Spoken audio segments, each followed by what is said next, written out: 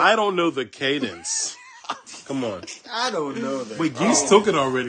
Geese is done. Let's go. Let's go, bro.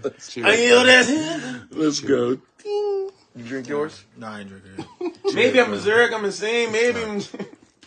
Now we got something. Shit.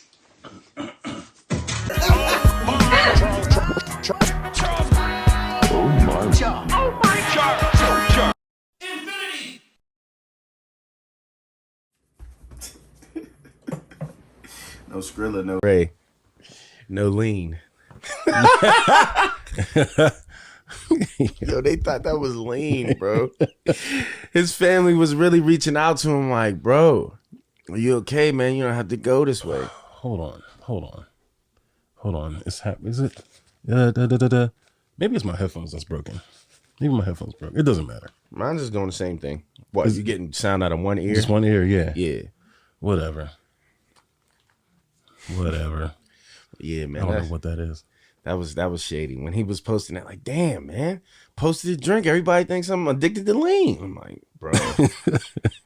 What was that though? Because you know Ray with them special drinks, man. Like, I'm like, I don't know what anything is. So when Ray makes a drink and makes it all old fashioned, here you go, sir. I'll be like, thanks. You know what I mean? I don't be knowing what shit is. I don't know. I mean, I know that it was purple gin. Yeah, he said it was gin, and he added a little bit of, I don't know, and it turned into a different color. It was like a sprig of rosemary, some sliced orange. Yeah, you know how he get. He be going crazy. Is this rosemary toasty? It was good. That shit was fire. Yeah, that shit was too fire. Yeah, it was too fire. Yo, I might have to edit that episode for like a blooper reel or some shit, bro. I got fucked up, and not just any fucked up, like. We recorded. We came to record. Yeah, and we did. We came to record. Like we came to record, and we did for like it was almost an hour. Hour 20 minutes, and it was just me telling the same story over, and over, and over again. A story that I'm gonna tell again, but and I'm gonna cut it. I didn't want to cut you off because everybody knows, man. I have a couple themes of life. If I had like a Geese rule book, you know what I'm saying. One of my themes is be yourself, no matter what, who's around or whatever, just be you. And another one is let people speak. When you're having a conversation or a back and forth dialogue, give that person a chance to say what they say or express whatever they're expressing without cutting them off every 10 seconds or talking over them. So, of course, when it was your time for your segment, I let you go.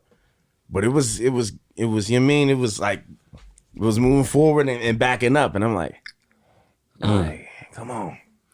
Yeah, it was bad. Well, whatever. Fuck that. This is On My Charles, the podcast, episode 58, part 2. Redo. Because I was so drunk that I threw. Yo, I ain't going to stunt. When you said, when I start talking, I was like, yeah, so, he was like, hold up. I was like, what? He's like, just pause it. I gotta throw up. Yo, I started dying, but it was worse when you came back. I don't know if you remember, bro, but when you walked back out the bathroom, you ever see that gif of the Caucasian fella opening the trailer door? Oh, yeah, Trailer Park Boys, yeah. Bro, that's exactly what you did over there. I was like, oh, we're done. I was like, turn this shit off. I just grabbed the phone, bro. I'm like, that's it, man. See, that's the thing, man. Glasses fogging up. I mean, I haven't gotten drunk like that in a very, very long time. And I'm purposely, Ray, I'm blaming you again. And we have to introduce this episode, man. Yeah, let's get it. We'll get back to it. On My Chosen Podcast, episode 58. I am your man. Hawk. And me. Geese. Come on. Again. This is episode 58. Geese. Nickel. Back.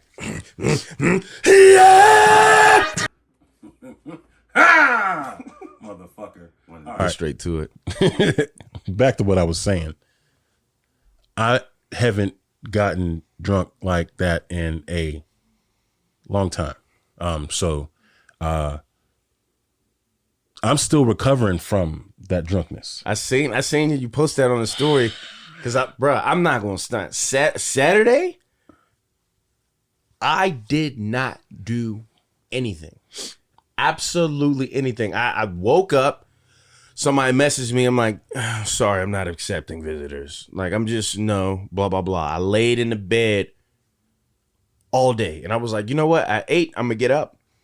I got up at 7:30. You know what I'm saying? Played Mega Man Legends 2 for like 20 minutes. I was like, you know what? I didn't do shit. So I went to the gym. And then after that, I lay back in the bed. It was so boring. I went to sleep at like 12.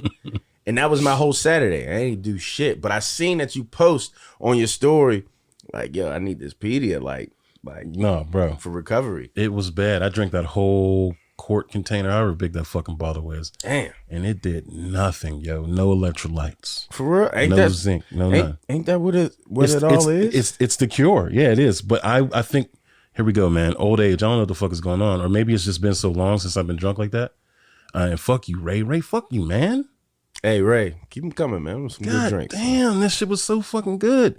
I kept asking, yo, did you toast this rosemary? I heard you ask that a couple times. I'm sitting there drinking it, like, so fragrant. I'm like, man, who gives a fuck? I'm just down in this shit. Nigga, the way that it just married into the cocktail was like, you get hints, like, you know, you get the bitter notes of.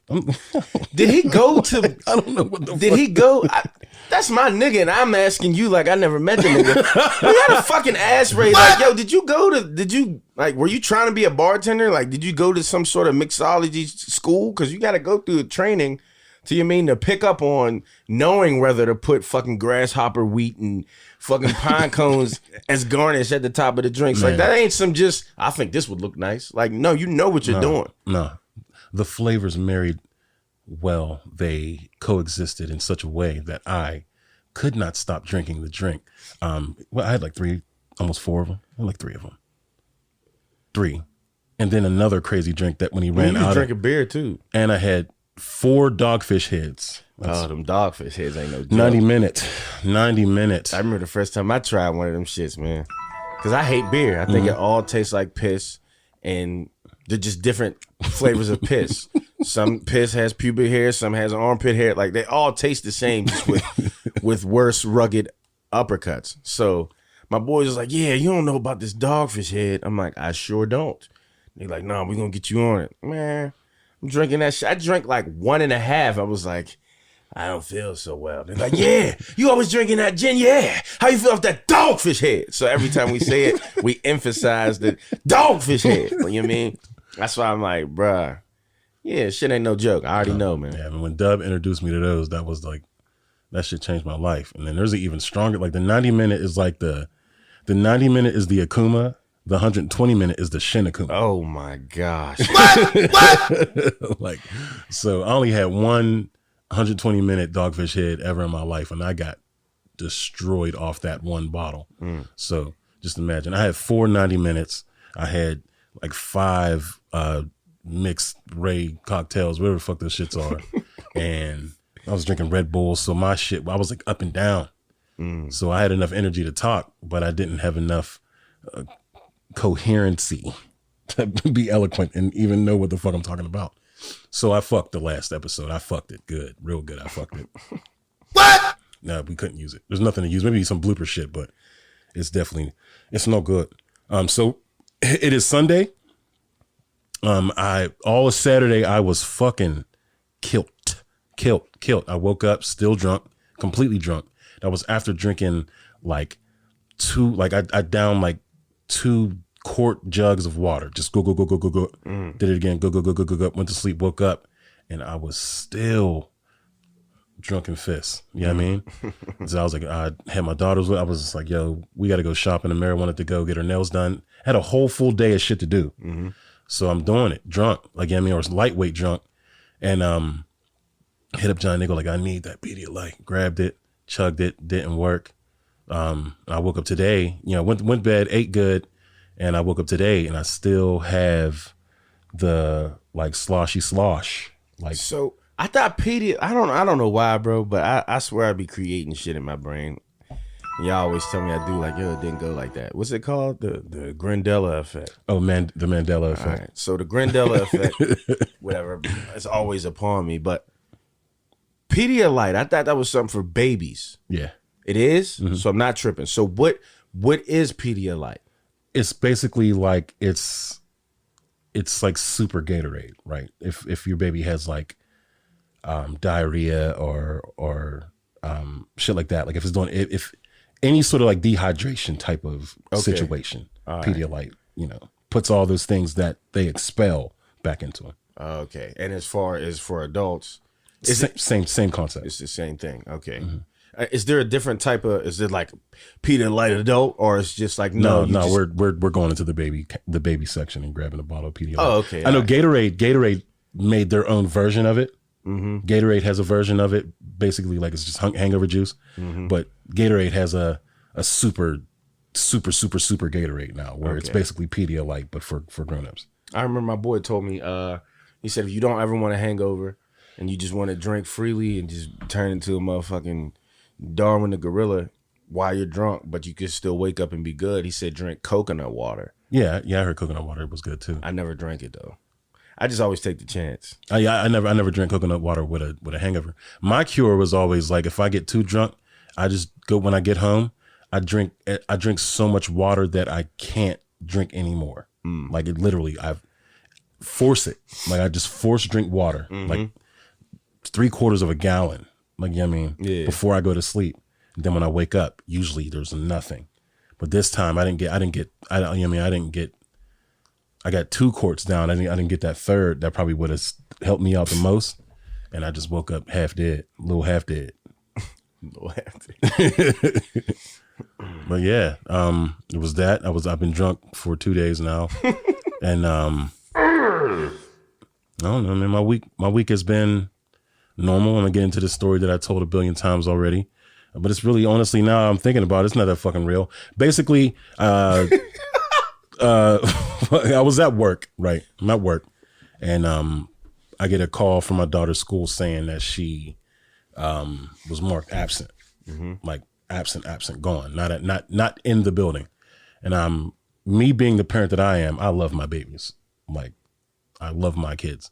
So instead of me going like, "Dang, this little girl skipping," I immediately went to Taken. Like, I went in the straight Liam Neeson mode. Like, okay, time to hit the fucking neighborhood and start whooping thugs, start Streets of Raging niggas, looking for my daughter, final fight. And so I called the school back. Like, what type of, like, angry as fuck. I called the school back. I'm like, yo, I know my daughter left. Like I just received a call from y'all saying that she, was absent. I'm like, okay, that's not fucking right. That's not even what she do. And so I called the school and say, yo, can y'all confirm it? Like, where's she at? Call, like, is she just satisfy me real quick? Like, just indulge me real fast so I know what my next move is. So I call, or I asked the lady that shit. She's like, all right, well, there's a few things we can do. We can check and see if she's in her. I'm like, yeah, go check and see if she's in her class. The lady puts me on hold for like 40 minutes. 40 minutes I'm on hold. So as a parent, I'm panicking because what if she's not there? Now, this is 40 minutes of time wasted where I could be out looking or getting the authorities involved or whatever. So I'm fucking tripping. So she finally gets back on and was like, yeah, Mr. Hawkins, she hasn't reported. It's 4th period by now. She's like, she hasn't reported to any of the classes. Like all the teachers so far said that she hasn't been in class. And I'm like, it took you 40 minutes to fucking get that information. So I bang on her, and I'm at work and I'm like, I grab my keys and everything. I'm about to leave. Like, fuck it, I'm out. Like, and the fucking delivery truck nigga pulls up, and when he delivers shit, he's just everywhere. So I can't find this nigga. I'm like, yo, move your fucking truck so I can get out because I'm in the garage, and if his truck is blocking the garage, and I'm like, oh my God. So I got my hoodie on, got my keys in my hand. I'm looking for this delivery nigga, and I can't find him. So I'm pissed off because now I wasted 40 minutes on the phone with the school. No, this isn't happening. And now I can't find his delivery nigga. I don't know where the fuck he's at. I swear he just like parks his car and just runs errands in the neighborhood. You know what I mean? Predictable. So I'm like, I can't fucking find him. So another 20 minutes go by, and then then the school calls me back. And they're like, hey, Mr. Hawkins, we can do like, there's something we can also do like a PA call, basically on a loudspeaker. Mayor Jones, come to the fucking office. You know what I mean? They do it. I wait an additional 25 minutes. 25 minutes. I'm looking at my phone. I'm looking at the fucking clock. Yeah. Go. And I'm like, all right, yo. She finally gets back on and she's like, yeah, she didn't come to the office. But like the way she came back on the phone, she was like, Mr. Hawkins, yeah, she didn't come back to the office. And there was like a seriously, it was like a 30-second pause. And I'm like, oh, fuck. Like, what are you about to tell me? Like, you know what I mean? Like, what? And then she's like, yeah, but she's in band. They reported her. She's here. And I'm like, why the fuck did you pause for that? Yeah. Like, why'd you pause for that? It sounds like... Man, it's fucking, what did you pause for that for? Like, as a parent, like I said, and I have really bad anxiety and I'm a fucking extremist. So I thought of every possible negative scenario you could think of. I was thinking like, damn, what if as I'm driving to the school, I see her Jordan stick it out in some bushes? Yo. No, like, you know what I mean? You see what I'm saying? Like, I was fucking tripping. And then I just got so mad at the school. Like, yo, like, y'all niggas, like, when, as a parent, when you send your child to school, you send them with the idea that they are going to be protected, that the school has them, they're properly watched and, you know what I mean, looked over and everything. Not to say as a parent, you just give up your reins, like, oh, I'm not a parent until, 2:30, 3 o'clock. Like, you know what I mean? Mm-hmm. But in the sense of like, y'all got my child, right? I trust you to have my child. Mm-hmm. But then that whole thing happened and it's just like, damn, I got to worry about my kids while they're at school too now? Like, I don't know. It pissed me off, but that was it. That's my story. It's weird for them. It almost sounded like when she did that pause, she was basically trying to stick up for herself in the school. Like, I mean, well, she didn't go through the proper procedure, so don't get mad at us, but she is here. Mm-hmm. Like trying to almost cover up for herself and them. Like, that's what it sounded like. Because whenever that same day, whenever because I went and picked her up, like, fuck it. Like, I was so shook.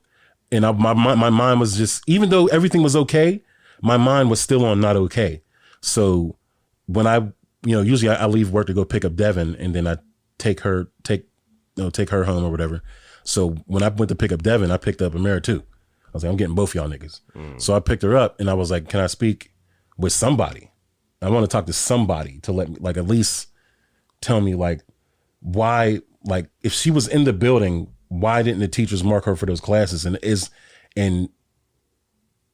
if she was actually not there, like in school, but she wasn't being marked, that's weird as fuck. And I was like, y'all need to correct that because I don't want that to show up anywhere as if she was skipping class or some shit if y'all fucked up. Mm-hmm. You know what I mean? And they fixed it all, but it was just like what's going on with y'all teachers? Like, there's 3 periods that marked her not in class, but she was there. You see what I'm saying? And it was just like, either y'all are fucking up. And I felt like the long pauses and those big long breaks that it took for them to get back on the phone with me was either them trying to cover their ass a little bit. Like, damn, what are we going to say? What can we do? Yeah. What can we do? What can we say? Fuck. She is here. But for some reason, why did we call and say she wasn't? It's going to make us look bad. Damn, what could we say? What could we say? And it was just like, man, y'all niggas is fucking up. Like, they had a real mad dad that day. I was pissed the fuck off. But everything's cool. Everything was fine. They just suck at their fucking job. And, I understand that they have to watch over however X amount of hundreds of kids. But, like, yeah, I mean, at least get your shit right, because they sent me that absent call early as fuck in the morning, meaning like they didn't even give the day a chance to happen. You see what I'm saying? Yeah. It was like, so you already marked her not here, and you see what I'm saying? So y'all made the move. Y'all made the first move. So you basically snitched on yourselves and I don't know, whatever. But that was that. Yeah, you take role just to. I mean, I'm not no teacher and I'm not no guidance counselor. I'm not none of that, and I never have been. But nigga, I've been through all of those experiences. When you go to school, you sit down, the fucking teacher is calling the niggas' names. Sometimes the teachers get so comfortable that they stop calling names. They'll just start looking at niggas in their assigned seats and being like, all right, that nigga here, this nigga here, that nigga's not here. You know what I'm saying? So I understand it's not that hard. It's just like, it's the same when it comes to restaurant food or fast food. When niggas fuck up burgers and shit, I get mad at that because I worked in several fast food places. I worked at Taco Bell. I worked at Wendy's. So when this shit is happening, I'm like, look, bro, I understand certain mistakes can be made, But for the most part, you're really just looking at the screen. When I say give me a burger with extra tomato or no tomato, you either put more than one or you don't put none, my nigga. You can read, right? Motherfucker. That's why this should be pissing me off. You smoke crack, don't you? It happens so frequently, bro. This McDonald's up the street has never got an order right. Ever. Well, they always get my shit right. I've been going to this McDonald's since I was fucking 15. I'm 31. It's a fucking joke. What? But maybe I'm the dumbass because I'm still going. You keep going back. I can't cook though, man. Getting those. What do you get at McDonald's? But now I don't go now. If I go now, I'm getting fries, maybe an apple pie. When you were a meat eater, what were you getting at Mickey D's? McDonald's, man. It depends, man. It depends on if I'm feeling swaggy or not. You know what I'm saying? I feel a little bit swaggy. I go get the McChicken. I'll tell them to add American cheese and tomato. You know what I'm saying? Get it how it comes, but add the cheese and tomato. What? Or I'll get a McDouble, add the mac sauce. You know what I'm saying? Shit. Do we have to go into the quantity of how much we getting? If you wanna let the listeners know. Damn. Fuck. What? No, this isn't happening. All right. If I want to be full and satisfied, I mean, the meal kind of changes up. I get a double quarter pounder with cheese, and I get 2 McDoubles, add the mac sauce, large fry, and then I hate pop, but there's something about that Sprite whoop ass, you know what I'm saying, that just completes the meal. Like, it's like you're supposed to. What? Predictable. But yeah, that's pretty much how it would go from going to McDonald's. Yeah, the old me. This was the staple, and this is like back in the day when double cheeseburgers was only $1. Man, those was good times, man. What happened? I don't know what happened, but I got niggas that can confirm this. I would get like 6 doubles. I was a fat ass. Yo, 6? What? Who you looking at? Who you looking at like that, man? Nigga? You judging me, bro? Hey, fuck you judging me for, I can't bro? judge a nigga because I order a whole large pizza and then tuck it away easy. No, tuck it. I go to McDonald's to add to the meal. Oh shit! I get a large fry and then I get some type of fucking snack fun, some dessert. And I remember one time I took a video on my story like about to get right. They're like, "Oh, you got company, bro?" I'm like, no. And niggas is like hit me in the group chat like, "Bro, you're doing too much." I'm sitting there like, I'm like, "No, I ain't." I look in the mirror. I'm like, I am. You know what I'm saying? No, I've definitely tucked a large in my back pocket a few times. No, yeah, I would get 6 double cheeseburgers, right?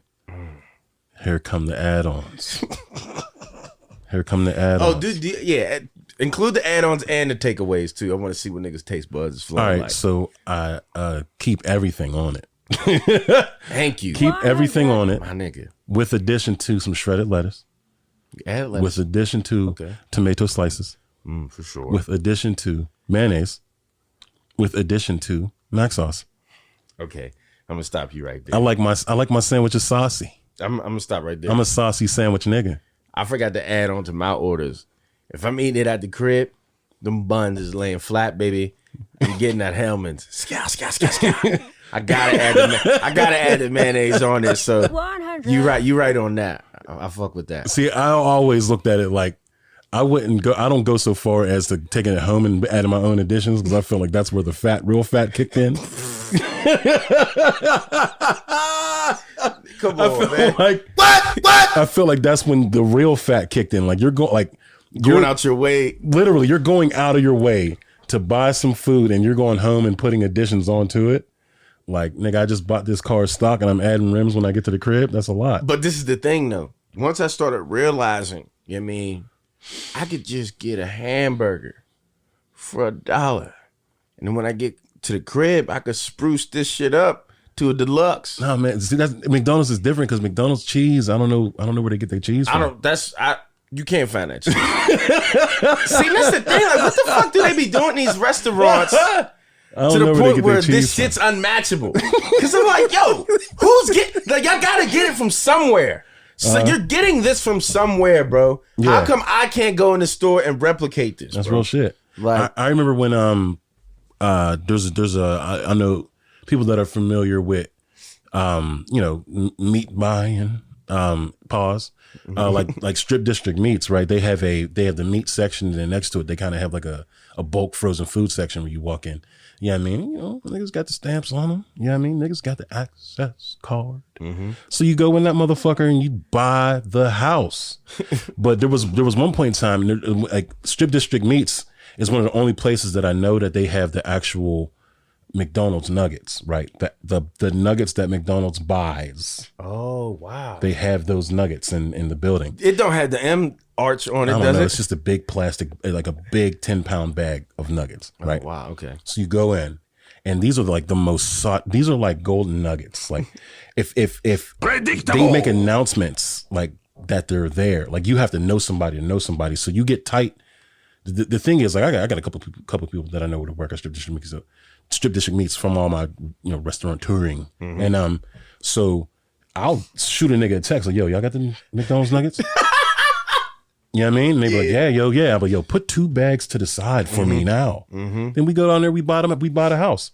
So, when I found out that them niggas, that's like one of the only times where restaurant, like fast food life and real life met. Yeah. You know what I mean? It was like, dog, fuck all that. We can go to Strip District Meats. Predictable. Get a 10-pound bag of chicken nuggets and have ourselves a time. We can have a fucking 90 piece if we want it.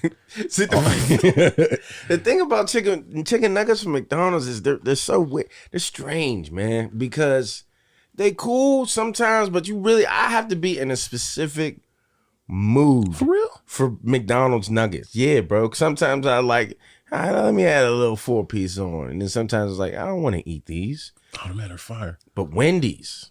Ooh. Huh? Oh, I should have known. Ooh. I should have known. We getting along too much, Anything Wendy's man. is trash. Actually, hold on. The only thing that I like at Wendy's.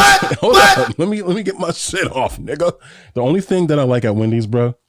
The only thing that I like at Wendy's is a chocolate frosty, a bowl of chili, and that is it. There's nothing else. They had these Asiago chicken sandwiches that kind of slapped a little bit. I remember those. But nigga, Wendy's is absolutely the worst fast food restaurant out there, period. They are bottom tier. There's nothing redeemable about them outside of their chocolate frosties and their chili. That chili smacks. Okay, are you done? Can't say it don't. Listen. First of all, that's the truth, nigga. I worked at Wendy's, right? Yeah, I feel bad for you. When you work at a place, people say the same thing. You probably get tired of eating it because you work there. You're around it all the time. You eat it all the time. You work there. I understand that. What? That didn't happen at Wendy's at all. Day 1 to day 4,000. It wasn't 4,000 days, but however long I was there, a couple years, every bite of every day of every hour was delicious. Fucking delicious. And that's why I got so big, because I was a little skinny dude, you know what I'm saying? Frail even. I was frail. Bitch made looking, you know what I'm saying? Predictable. I remember, I feel like when I started working at Wendy's, I was 188. By the time I left Wendy's, I was 235. So, yeah. What? Predictable.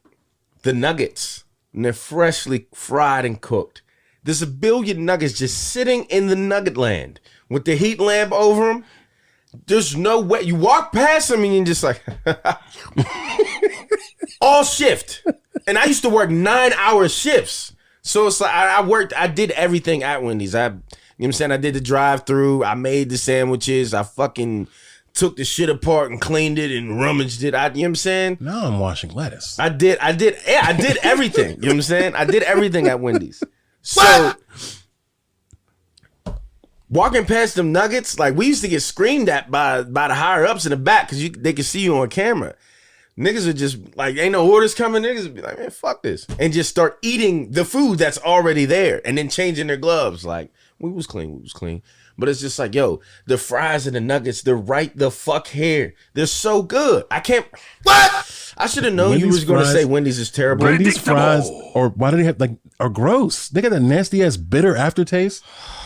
What is going on, dog? Okay, your so palate is fucking Wendy's trash. has junior bacon cheeseburgers. Yeah, can we it's rate just, that? It's just a burger. I don't with give bacon. a fuck what it is. I don't care if it was just oxygen. It's fire, nigga. Okay, Wendy's junior bacon it's the cheese. bacon that makes it good. All right, No, that's not even true though. But all right. Wendy's got a junior bacon. okay. They got a fucking baconator. I dare you to say Oh, I anything. forgot. I forgot about the baconator. Okay, baconator, chili, Okay, frosty. That's so it. I'm not done. I'm gonna go through the whole line. Go ahead, man. We got the junior bacon. We got the baconator. We have the fucking Dave's single, double, or triple classic. If you cannot front on that, It is Dave's a burger double. with 1, 2, or 3 patties. That's it. There's what's crazy about it? I don't know. It's better than anything that's at McDonald's. That burger is flame. I want to call Meach. I should call Meach right now and put him on speaker and say, yo, how you feel about a Dave's Classic? You might hear him shed a tear on the phone before he even says a word. The Classic is fucking crazy. What else they got? The chicken sandwiches is flame. Just a regular crispy chicken. The crispy chicken deluxe. What else they got? See, and it started getting weird at my time of working at Wendy's. Nigga, they came out with macaroni. They did. And it was good. I don't know how long it lasted because, I don't remember seeing it around for too long. But I had Thanksgiving in the back where I worked at Wendy's and just was eating it. You got chili, you got your macaroni, you got your Dave's Classic, you got a fucking plethora of nuggets and fries. It was fucking delicious, nigga. And they had high seafood punch. Oh yeah, Like, that hit. bruh, Wendy's. But McDonald's got high C orange. That shit's trash compared to fruit punch. Are you fucking shitting me? Let me tell you something, microphone. Look, This man. nigga, yo, this nigga's wild. Wendy's is incredible, my nigga, and it still is to this day. And I don't even eat meat no more, but I still can go there and have a wonderful time. It's grand because they have a fucking black bean burger and it's spicy and it has I don't know what kind of sauce on it. And it's fucking fire, man. They never let me down ever. Every single day that I worked at Wendy's, I ate and I just couldn't believe how good it was. Every day for years, I was just like, damn, I'm just so happy to be here. Shit was fire, man. Predictable. But I should have known you was gonna say it was ass because I liked it. No, it's just because Wendy's is tied to nostalgia for you. Nostalgia. It's not nostalgia. It's a happy. No, see, It's a happy moments. now in you're your switching the life. narrative. It has nothing to do with nostalgia. It tasted that fucking good. If I work at McDonald's, I promise you, I'm not gonna be eating that shit all the time. I'm not. I'm probably gonna leave. Like, you know how I was when we was working at Mad Max, right? I didn't want to eat shit in there. But it's like, yo, I'm here for 10 hours. I gotta eat something. And I would be pissed. Sometimes we order pizza and shit. That's not how it was. Wendy's is like, I have so many options. And I would fucking get crazy every day with something off the menu. I didn't even have to freak nothing. I mean, Wendy's nuggets are trash. Oh my gosh. The fries are even worse. I remember when they switched up the fucking recipe. Yeah. And they added the potato skin fries. With little bits of potato skin on the tips. Yeah. Yeah, nobody like that shit. I mean, they're fire if you make them at home. Like I said, there's a fry making process, right? You know, and if you do the process correctly with fresh fries, you're going to get amazing fresh fries. Fresh fries are the best fries. But Wendy's somehow took the fresh fry concept and turned it into literal strips of wood. Man, you are bugging, man. Strips of wood, deep fried in peanut oil, whatever the fuck y'all use to fry y'all shit in. It's not good. Wendy's is not good. And that's crazy, man. You're bugging, man. That's crazy. We're not gonna sit here and argue. You don't like Wendy's, man? Well, fuck It's it. trash. So, But niggas was getting fat with their fast food orders. Like when I look back on it, like the shit that I would get into, just I've shed light on a couple things in the past on this podcast. But yeah, I mean, I've actually even recently I've entered into some more disgusting tales of fatness, and I really need to rein it in. hold on. What? Predictable. What you do now, man? So I feel like your last discovery was what? You ate Was it you or somebody else that told me I had a peanut butter jelly with waffles? That's me. That's me, baby. All right, so and I just did it again not too long ago. But I told myself I wouldn't do it. But then I found myself faced with waffles and peanut butter and jelly and didn't know what to do with them. So I was like, what do I do with this? I'll just do what I used to do. Made me a nice peanut butter jelly with butter sandwich. I am on a slippery slope. Matter of fact, the slope ain't slippery no more. It's a slide. I'm sliding down. There's no rails or guards or anything. I'm just slipping and sliding. I'm slipping. I'm entering falling, and then I can't get up is the next. What is next step? Predictable. What is the new snack? Do you feel like you just reached a new level of how much you consume, or did you find something new that you need to give up? No, it's just I keep, oh man, fat boy. I keep on catching myself in glimpses of a past life, meaning like just the rate of consumption. Okay, the rate meaning of like, yeah, I mean like there's like shit. Like normally I cook. I cook all the time. You know what I mean? And I love doing it, but I recently found myself not wanting to. So I've been just dropping hundreds and hundreds and hundreds on like Uber Eats or DoorDash or anything like this. And or just ordering out, takeout. You know what I mean? It's gotten to the point now where the girls are just like, every day I pick Devin up from school. And every day she's like, hey, Daddy, is it cool? Are we gonna what are we ordering today? Like, I think I want McDonald's today. And it's like, no, I'm going to cook today, babe. And she's like, I was really hoping that maybe you could order out today. And I was like, what? Well, you don't like my cooking no more? It's like, I like your cooking. I like your cooking.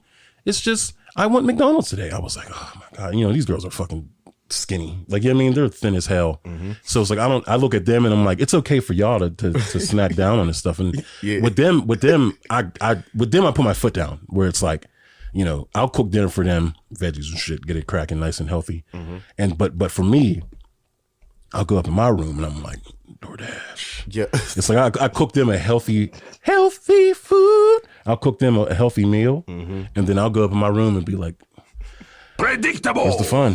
Yeah, where's the fun? Domino's, they got the little $5.99 online order. You order one, get another one for $5.99, and it's infinite. You can just keep $5.99 and shit. Yo. And they have a spread of shit from pasta to sandwiches to wings to drinks to garlic dip and sauce, marinara ranch. Like, you could just fucking go nuts, and I would be like, all right, it's $5.99 for this pizza, and then before I know it, my bill is $42.58, and I'm like, bro.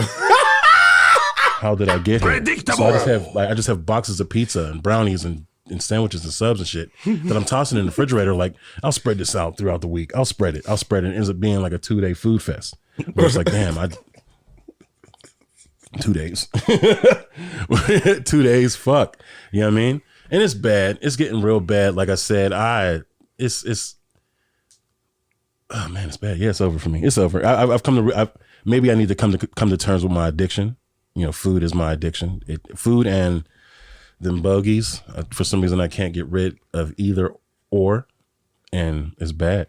I keep on having those epiphanies, just like you. I'll wake up. I have them all the time. I'll jump out every morning before work. You know what I mean? Jump in the shower. When I step out, my mirror there is no dodging the mirror. Oh, I get out and it's just like you catch an angle of yourself that's so fucking nuts. Yeah, it's so crazy. You're like, how did I get here, dog? I swear I thought last year I worked that thing out. How did it come back? Yo. You know what I mean? Or and then it not only does it come back, but it came back with a vengeance because now it has brothers and sisters. And it's like, damn, there's 3 of y'all. There was just one last year. Now there's 3. Or a nigga will catch himself, like at work, we have a spiral and staircase that leads up to the top floor. Mm-hmm. And before I could just double step, triple step that and walk up. No, not a chest tightness, none of that stuff. Perfectly fine. Now I get up to the second tier. I'm like, damn, what happened? Where am I? This is just 2. Oh, fuck, I got a whole set. I got a whole nother set to go. Come on, Josh. Like, it's bad. And I got to get my life right because, again, it's getting back to those things. Like, I'm not a humper. I haven't been humping in a while. So before I lost a lot of weight, and that was like one of my driving forces was so I could nasty better. Mm-hmm. You know what I mean? Right. And now I don't even have I don't have a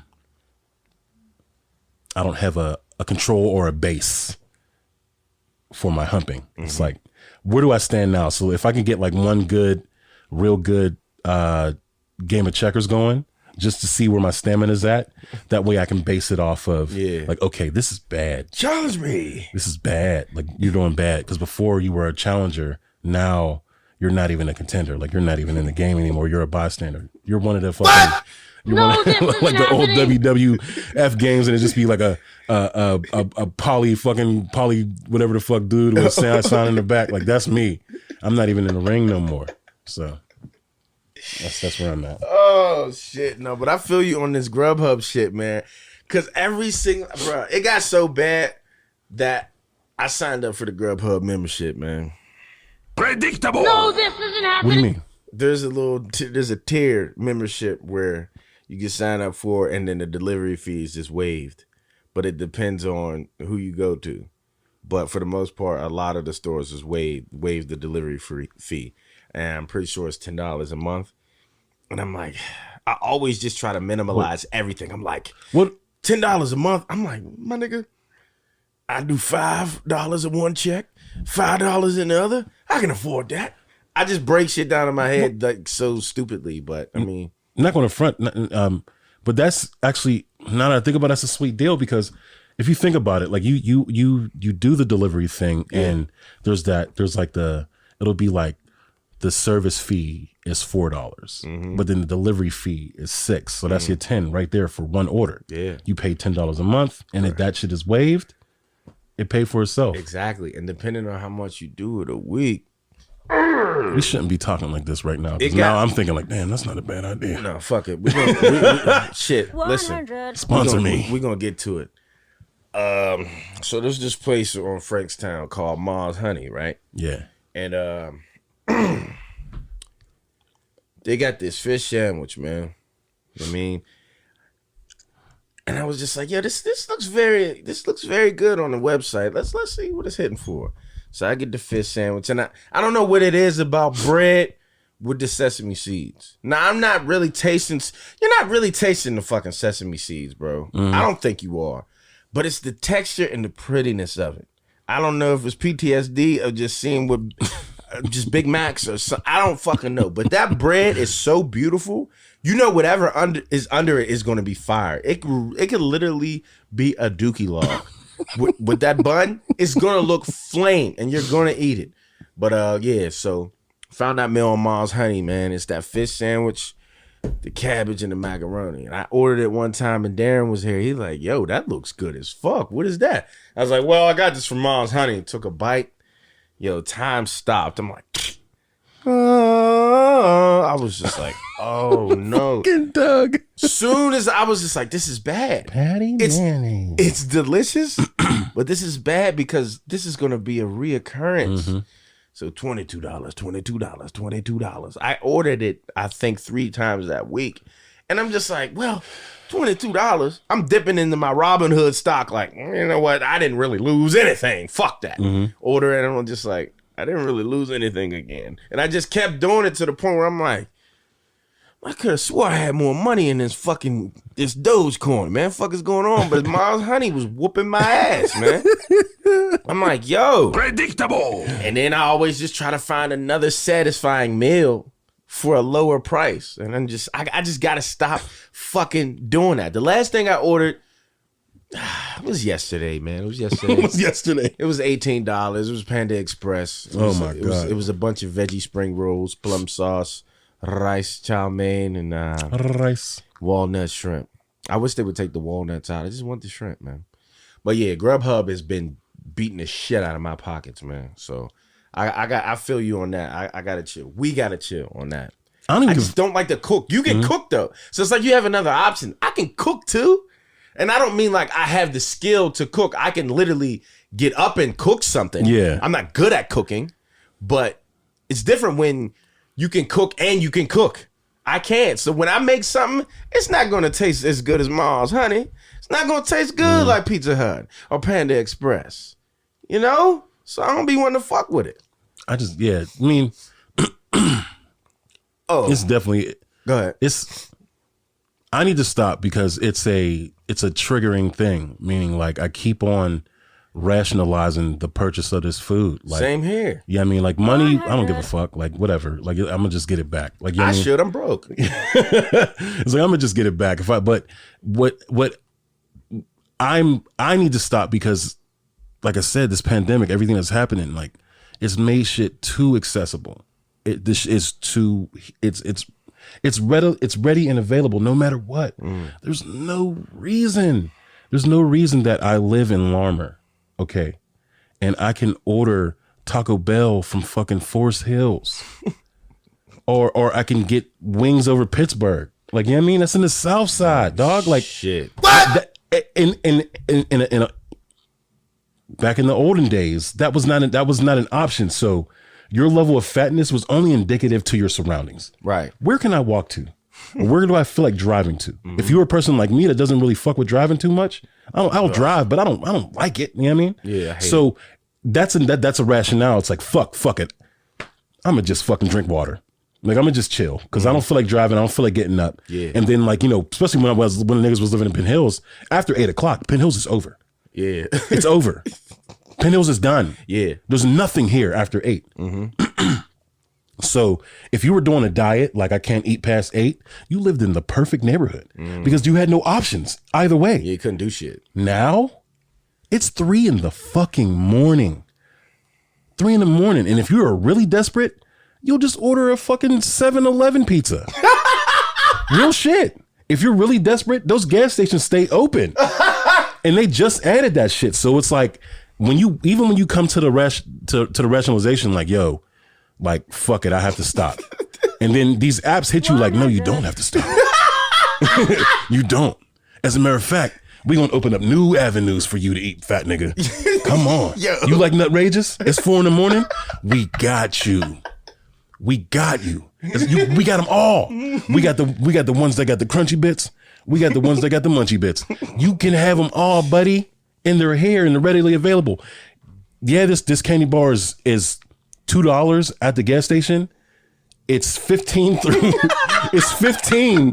the app. But nigga, you're fat. And if you really want it, nigga, you're gonna get it. It's $2 to the gas station. Hey, yo, no, that is the truest shit, man. Yeah.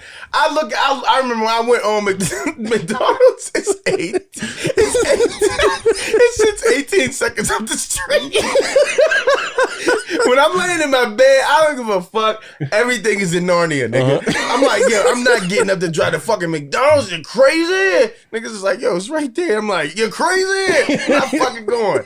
I'm looking at how much shit is. I'm like, why are they forcing me to make this a meal?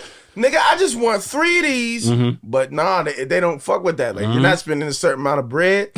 They tell you to eat a dick, man. Yo, real shit. It's like there's a fucking limit. Or they'll charge you an extra $5 or $6 for the low, what is it? Small order fee or some shit like that. So if you go to McDonald's, you're like, I just want 1 double cheeseburger. And I know what I'm doing is wrong because it's just 1. Yeah. And me making a nigga drive from fucking the South Side to fucking Penn Hills for 1 burger, that's crazy. And I'm sorry, because my tip is going to be no more than $2. That's what I do. No more than 2. Yeah, because I feel like, bro.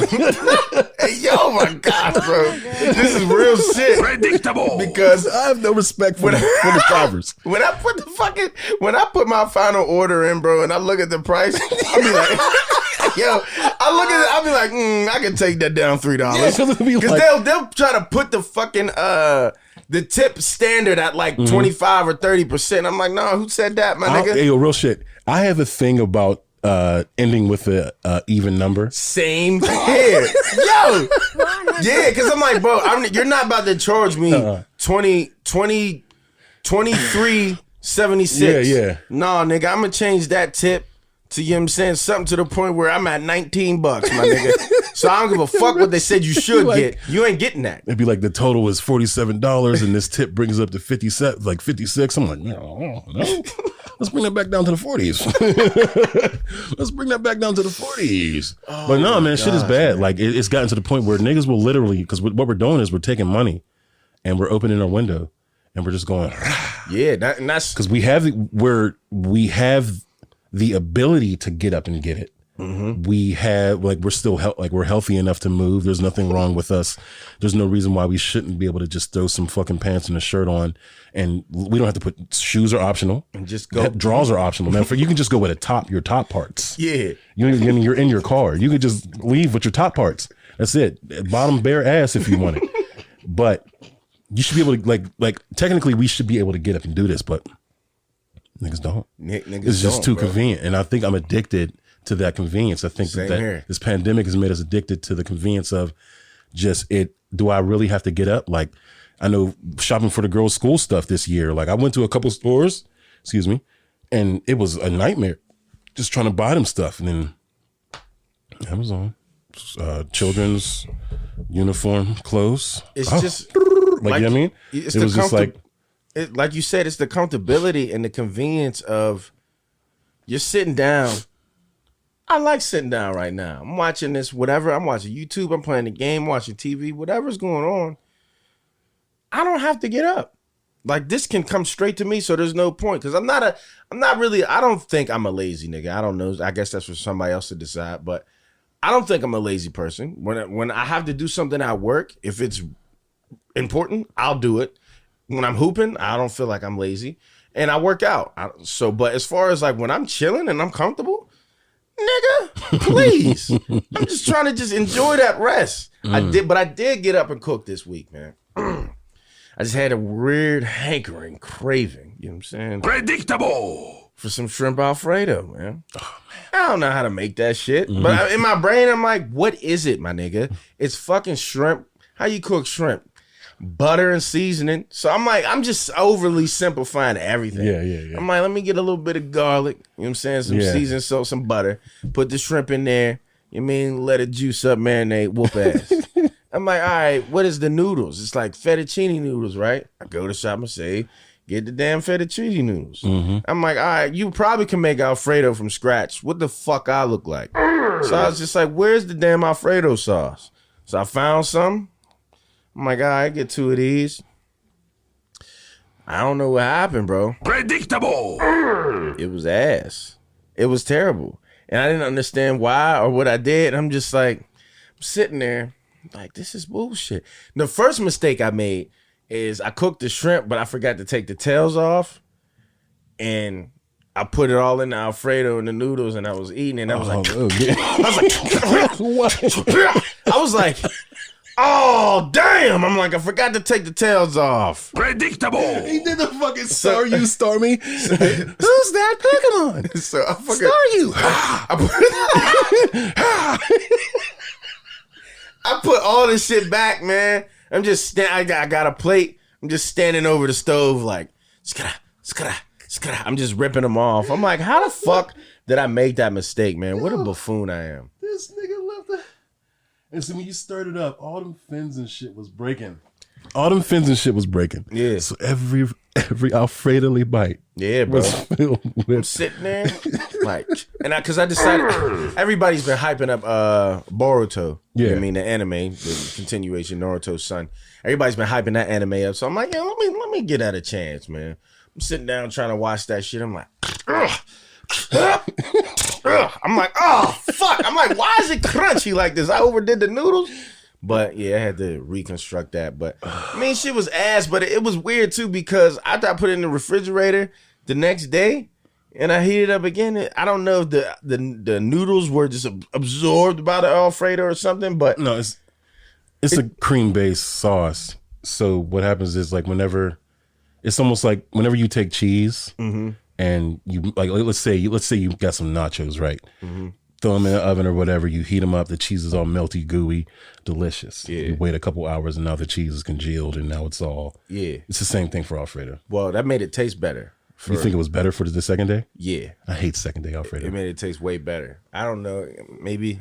I don't know. But I was just like, all right, this ain't that bad. I mean, of course I had to just put some more seasoning on every time I ate it, but it was still, you know what I mean? But I feel like this week I'm going to try that again because it was a major L. I think honestly, and I'm gonna say this with all honesty, as a matter of fact, I'm gonna do the reverse Ash Ketchum. Yo. I make the best Alfredo in Pittsburgh, whether we're talking Cajun, whether we're talking traditional, whether we're talking anything, you tell me to make it. What? I'm literally going to blow your head off with flavor and deliciousness. And that is my I stamp on that, and I stand on that with my entire soul. Hey man, fight me. Fight me. I believe I don't give a fuck who you are. You could be a nigga that's been classically trained with some nigga named fucking Bertoli and fucking from Italy, from the fucking old country, my nigga. And I'll fucking wash y'all niggas. Period, nigga. I'm the best. I make the best Alfredo in Pittsburgh. Anybody want to test? Fuck with me. If anybody wants some, give me the bread. I'll make it for you. It's on. All right, I'm gonna have to hold you to that. I mean, I already know it's better than mine. You mean we're not even gonna? You mean let's not do that.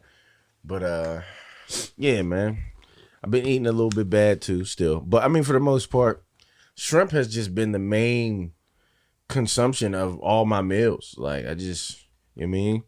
But I still have times where it's just like, give me 50 pieces of pizza, no meat, so just make it all cheese. Mm-hmm. Like that's still not healthy, man. No, like what good. The fuck. I can't talk shit. Like I said, I've been eating. Ooh, I have been fat ass, and I'm getting there again. I'm here. Things are starting to get a little tight, and not tight the way I like. You know me. Pause. What? Predictable. But tight as in, nah, man. Okay. What you was doing last year, you can't do this year. Yeah. And I don't like it.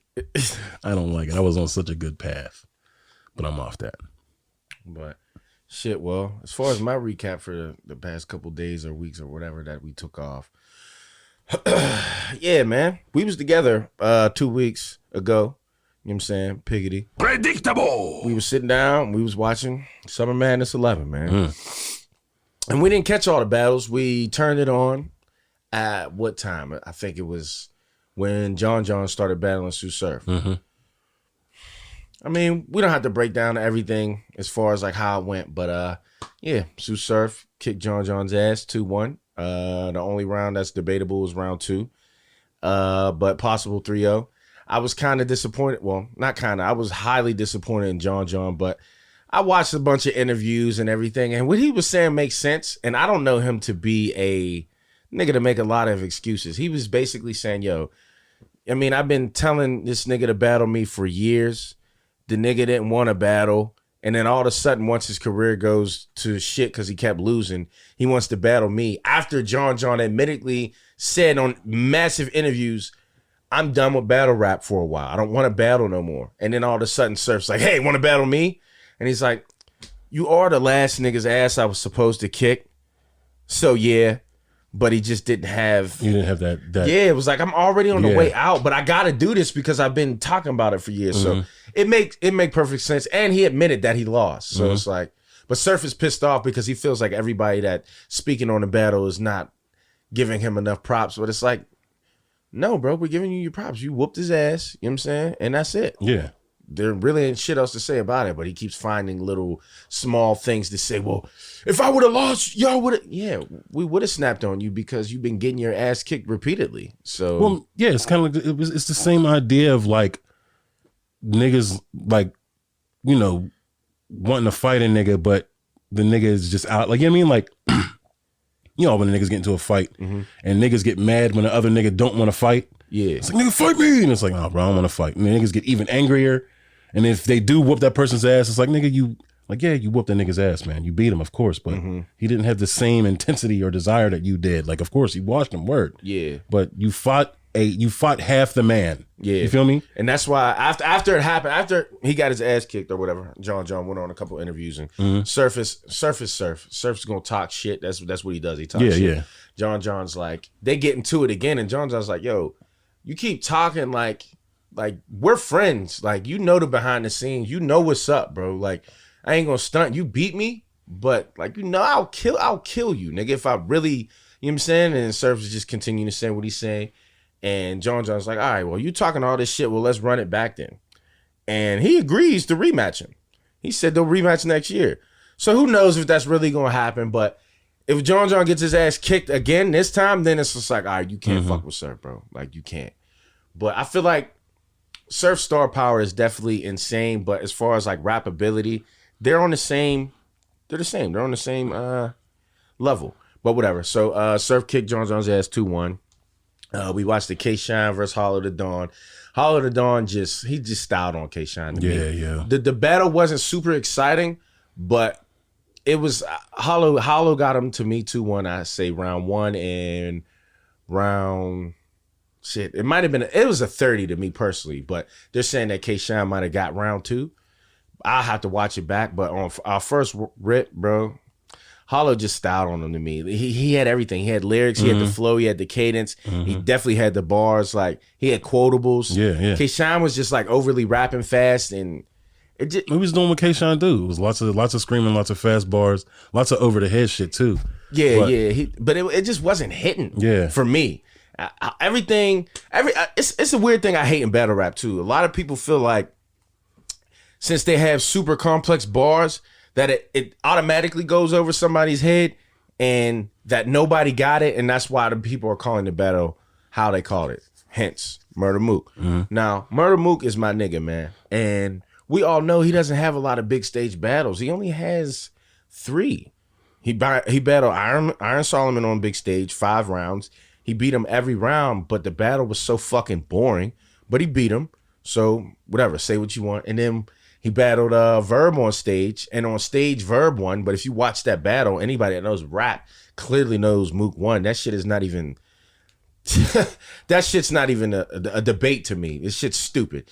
But this time I can't ride with Mook. That nigga, I mean, he still beat Reed Dollaz to me. And it's not even because I'm a stan or whatever. I really wanted Reed to get around clear. I wanted Mook to get around clear, and I wanted the rounds to just be a debate of the history so niggas could be like, yeah.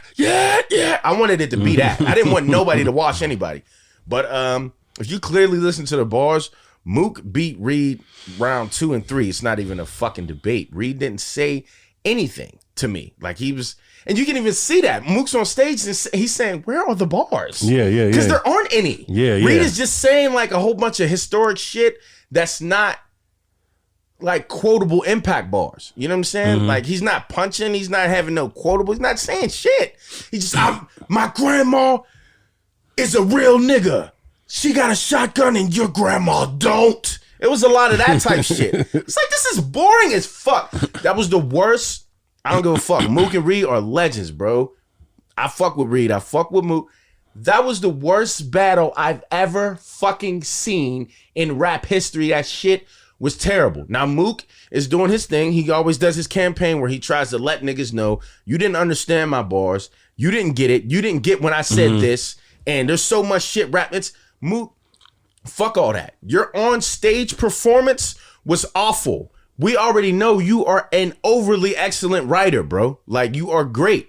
And we know that you have intricate shit wrapped in several burritos of bars. But just because everybody doesn't get it at the moment doesn't mean that it was just so magnificently great. We get it later and we still realize it's like, okay, that was cool, or that wasn't that good. Like, he was on 3 Letterman's fucking live explaining to 3 Letterman certain bars, and it's like, oh, I didn't know that's what he meant.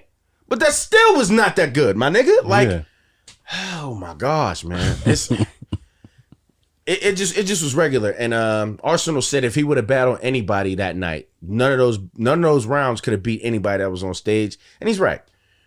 It just, I don't know, man. Mook, I still hold you to that high standards, but as far as battling on stage, bro, you are too boring. Just because you write something out of this world doesn't mean that it is like catered to battle rap into coming out as good as you wrote it. It's worthy and of quotable, yeah. He doesn't understand that. Like his performance was terrible. His cadence and flow was terrible. The bars was cool, but they weren't as astronomical as you were trying to make them seem. So I mean, that's what I was saying whenever we had that conversation about who was going to win or who you thought would win. But then again, I thought Reed was going to come a different Reed. I don't know what the fuck that was. Bro, look, so this is what I don't understand, right? So both of these niggas are legends. They could have went back on their legacy of how they delivered certain shit or certain things that they said and just like could have catered to that a little bit more. Like everybody knows Reed for the fucking lift up the family man, vests and ammo, blah, blah, blah, that type of shit. Young Reed, Southwest representing Philly. I'm stepping into the center with that all blah blah blah, bro. Let me put some lead in you. He didn't cater to none of that shit. Mm-hmm. What the fuck were you on? Was he doing? He was on stage rapping like, yeah, Reed, Mook, you suck. I'm sitting there like, oh, this is fucking terrible. I'm like, this is the most boring shit I ever fucking watched, bro. That shit was bad. Oh, that shit was terrible. Bro. That shit was bad. That's hands down. That shit was terrible. But I think the worst thing of that night was, man, just the saddest thing that happened the whole night was K-Shine cut his hair for that. He did. Why? It was pointless. He cut his hair for an impact bar. Right. There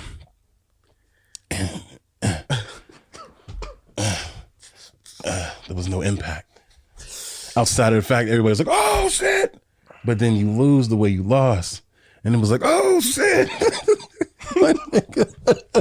It reminded me of a time. It was a Halloween how many years ago? Oh, you motherfucker. Predictable. Come on, man. What? I'm not going to say that. No, we're going to get to it. He's referring to a time where, you know what I'm saying, I was at a bulkier state in my life, and Luke Cage just came out. I'm bald, you know what I'm saying? I was like, fuck it. I'm going to cut my beard, look like Luke Cage. And it's just like, why I do that? First of all, my beard hair don't grow back too fast. You know what I'm saying? So I was looking like a dumbass Luke Cage for a long time. And it wasn't even for a party that was worth it. That's what I was going. That's why I asked you. I was like, nigga, when you did that shit, was it worth it? It wasn't worth it. You were like, no. And a lot of people were like, oh, who you supposed to be? You got a yellow shirt on. You a fucking traffic nigga.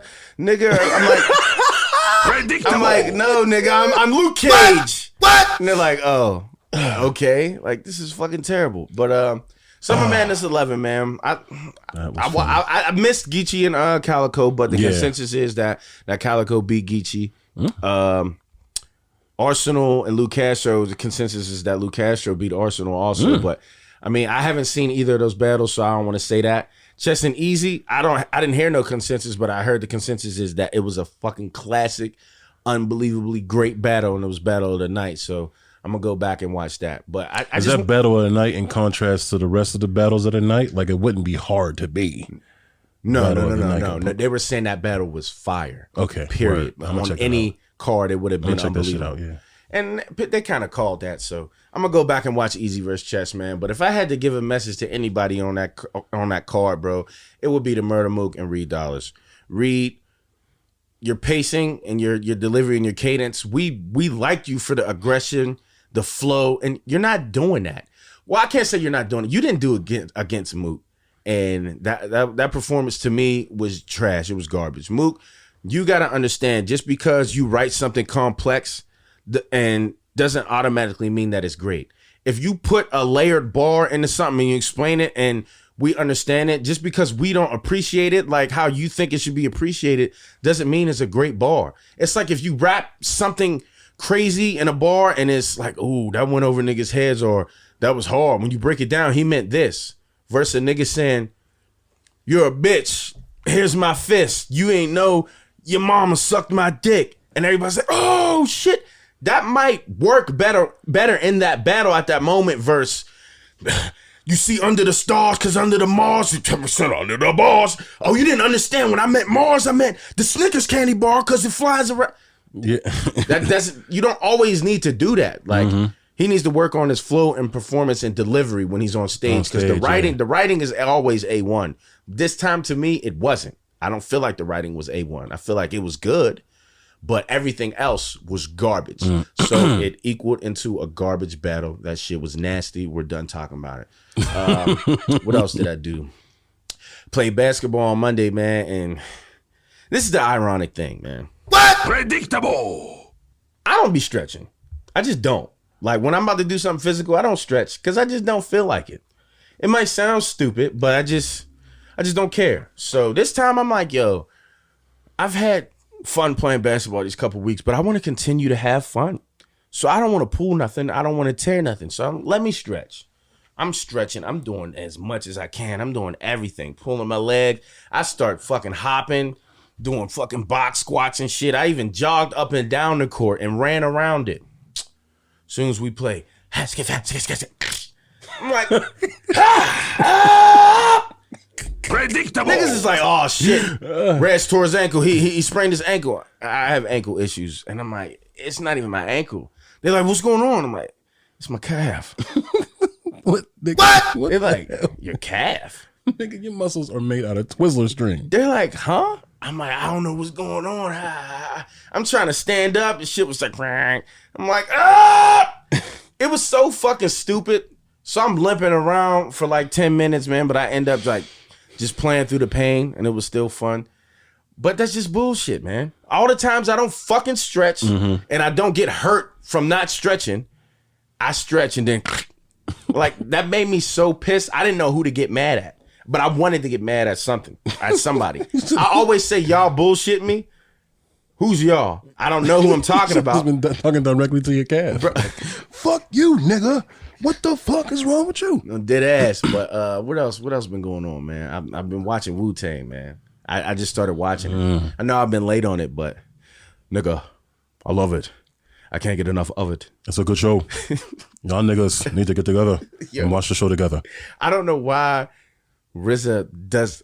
He sounds like RZA, but I feel like the delivery of it is off. Like the voice, RZA does sound like, I'm going to take a skeleton and fucking mail it to your mother.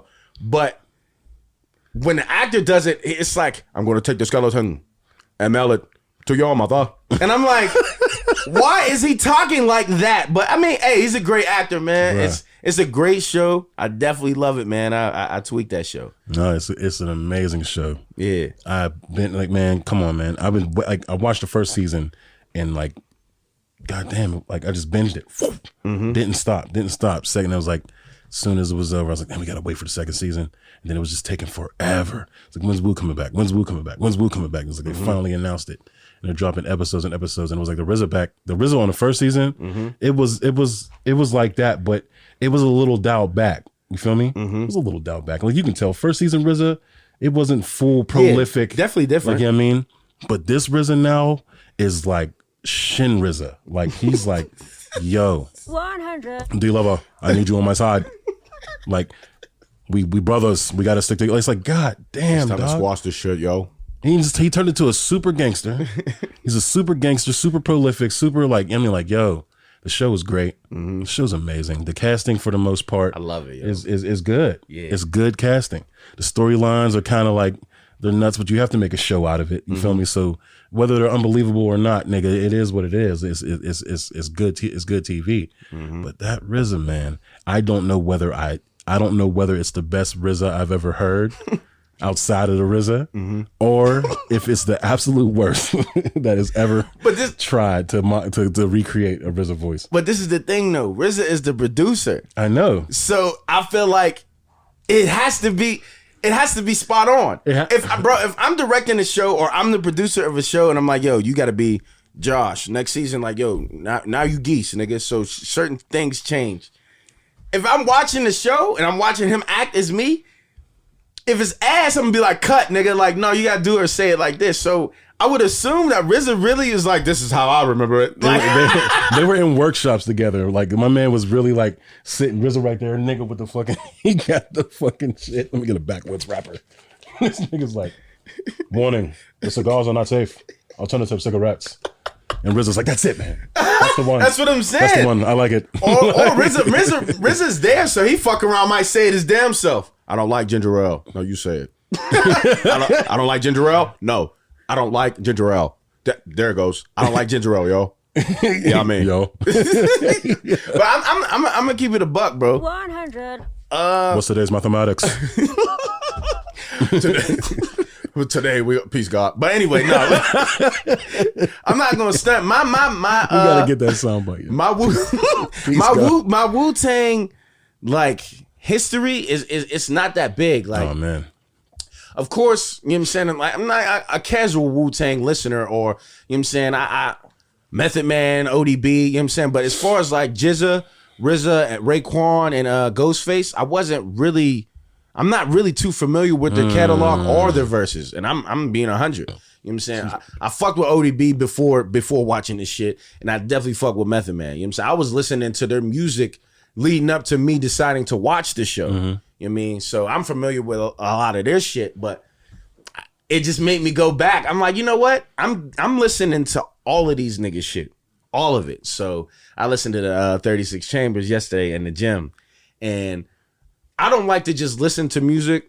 Sometimes I want to like really know that I know this music. So I'll listen to a song, I'll laugh, I'll start the song over and listen to it again. So I was doing it like that. And I'm gonna do that with all their albums, and I'm gonna do that with Ghostface and Raekwon. Because when niggas be like, I love Ghost, I love Raekwon, I'm sitting there like, I don't know why. I don't know why you do. I'm not hating on you for loving them so much, but I don't listen to them, and I never have.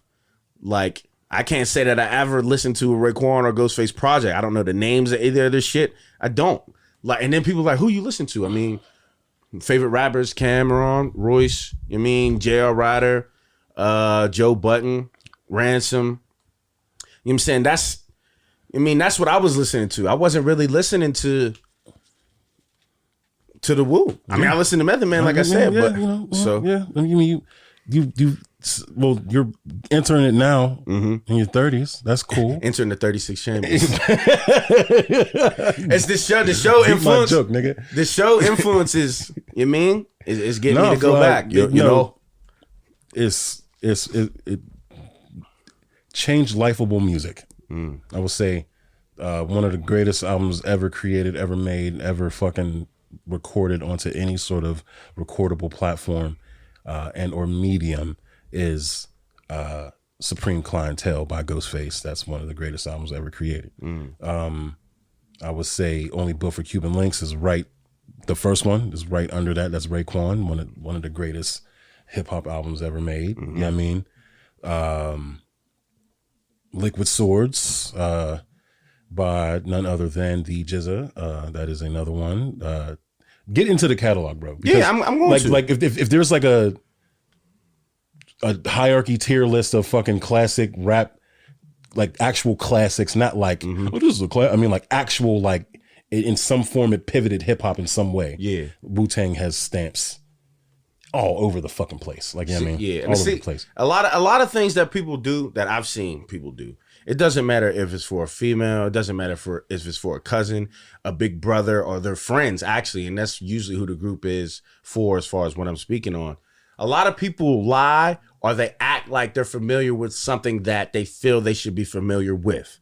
Wu-Tang is a group where if you were to say, yo, I didn't listen to them a lot, or I don't know this verse, or I don't know, people will look at you like, what, are you crazy? So there's a lot of niggas that, as the young niggas say, cap for certain things. And Wu-Tang's one. It's like certain movies. Like if you were to say you never seen The Color Purple, people will snap on you. So when somebody brings up a line, they say this from The Color Purple, the other person is laughing as if they know about it, and they've never seen it. They don't know it either. Yeah. I don't do that shit. I'm always 100% myself. If I don't know something, I don't give a fuck how classic or legendary it is. Sorry, I skipped that part of my life, and it just didn't happen. So you're burnt. And Wu-Tang, that's how it was. I always knew about Wu-Tang, but I just never even gave a fuck to even, you know what I mean? But now they got me in mode. I'm in there. It's good. Because one of my favorite songs from them niggas was Gravel Pit, man.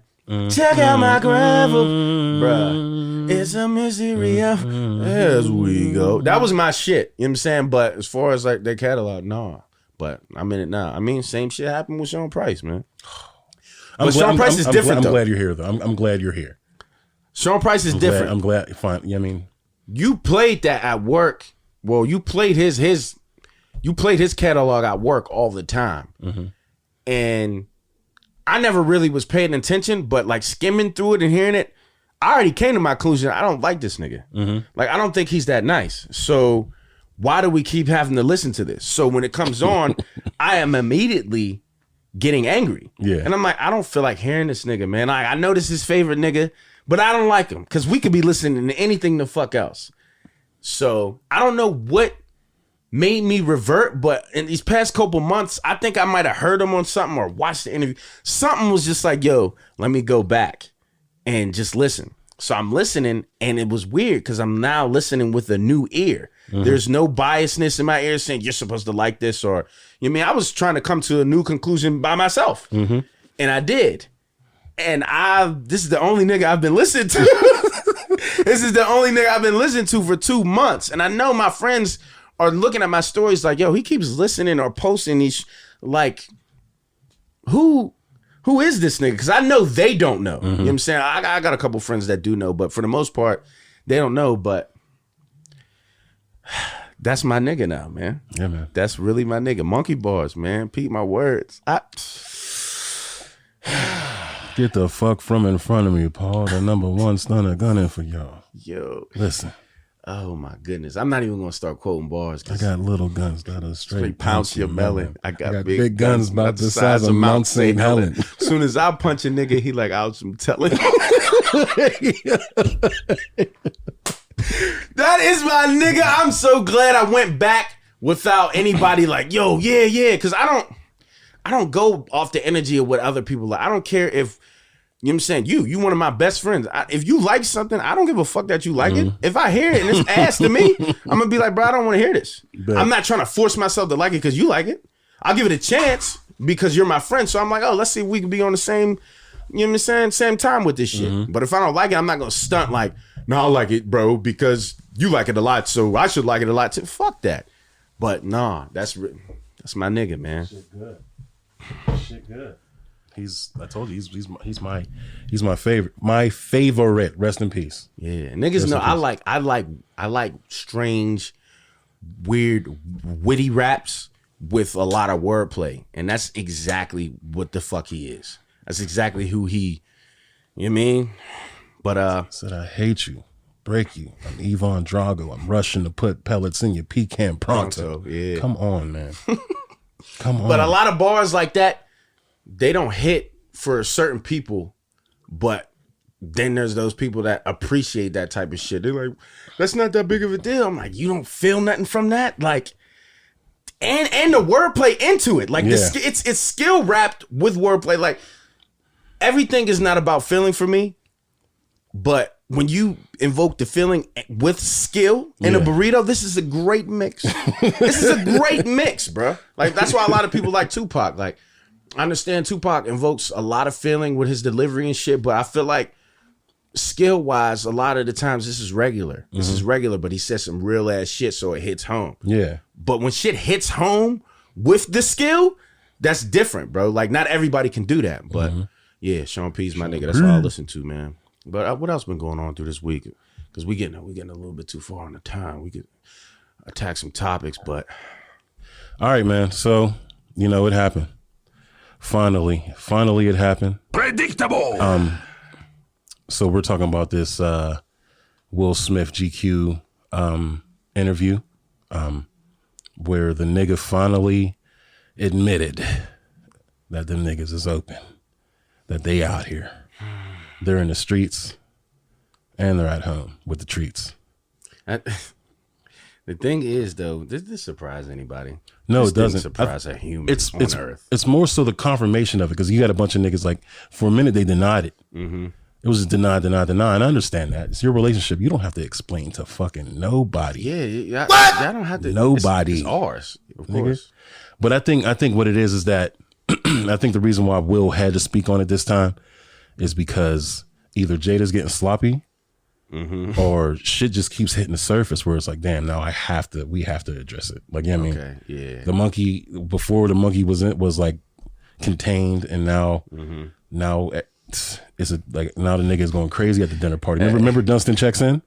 What is it called? Dunstan Checks In. That name sounds familiar, Come but no, on, what is it? You gotta remember Dunstan.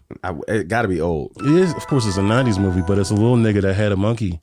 He was in like a hotel and he was wilding. The monkey was going crazy. There was one scene where they were like a dinner party or some shit, and this nigga just started going nuts, and it was like, yeah, we gotta address this monkey. Oh, okay. He was trying to hide the monkey from everybody. Kind of no, kind of yeah, but it was like basically just the hijinks of there being a chimpanzee loose in the world. Just hijinks and jokes and pranks and all types of cute little fun stuff. But that's basically what's happening. It's a Dunstan Checks In moment with Jada, where she just keeps on just being hurt. She just keeps on being horny for people. You know what I mean? I'm not gonna say it like that because that's probably false as fuck. I'm paraphrasing here. Basically, they like, I mean, they shit is just open now. I mean, they're celebrities. They're in the public eye. They don't have to address anything. But if the optics hit people's optics, people don't have no choice but to fucking point it out. Yeah. So in the GQ interview, Will basically reveals that, you know, hey, I grew up traditional Christian household. It was when you get married, it was wife, husband, y'all two work on this thing together forever. Right. You know what I mean? It's just the two of you. Y'all only two to tango. We're not trying to do ain't no line dancing, ain't no electric slide, Cupid shuffle, wobble, baby, wobble, none of that shit, nigga. We ain't doing none of that. So, niggas, my bad, go ahead. Niggas ain't doing that. It's just us two. But Jada, the way she grew up, she said her P's were open, wild open. You know what I mean? Which I don't know what's the truth to that, because ain't her mom on the Red Table Talk. The niggas ain't never discussed her fucking 3 generations, her horny behavior. You see what I'm saying? The mom will get beat. I will pound the mom. Should I say this on here? I want all of them except for Willow. There's only 3 of them, so 2. The mom, I want both the Pinkett's. I will pink the Pinkett's. Anyway, go ahead. All right, sorry. Okay. Geese is a horny boy. I'm horny. What do you want me to do? I'm sorry. What was I saying? My bad. Oh, okay. So no. The Pinkett household was different from Will's household. Her upbringing was different. Her P's had an open joint too. So he claims, or so she claims, or that's what has been made known. So her logic is she's never she was brought up in an open home, so her parents being able to go play checkers over at the Stevensons and then go over to the Johnsons next week. You know what I mean? Like them niggas, that's just what it was. It was open. We were free. Marriage isn't some box that we're confined in. Like we can openly step in and out, you know, depending on how, or horniness, you know what I mean?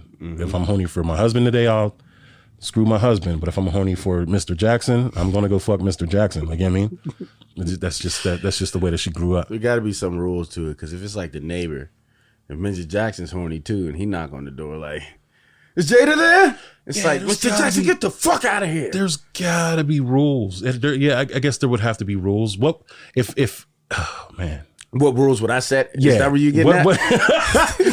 Okay, here we go. On my Charles podcast, episode 58, Geese. If you were in a open relationship and or your spouse was also allowed to live openly as well, right? What would be the rules and parameters to which they could live in that openness? Okay.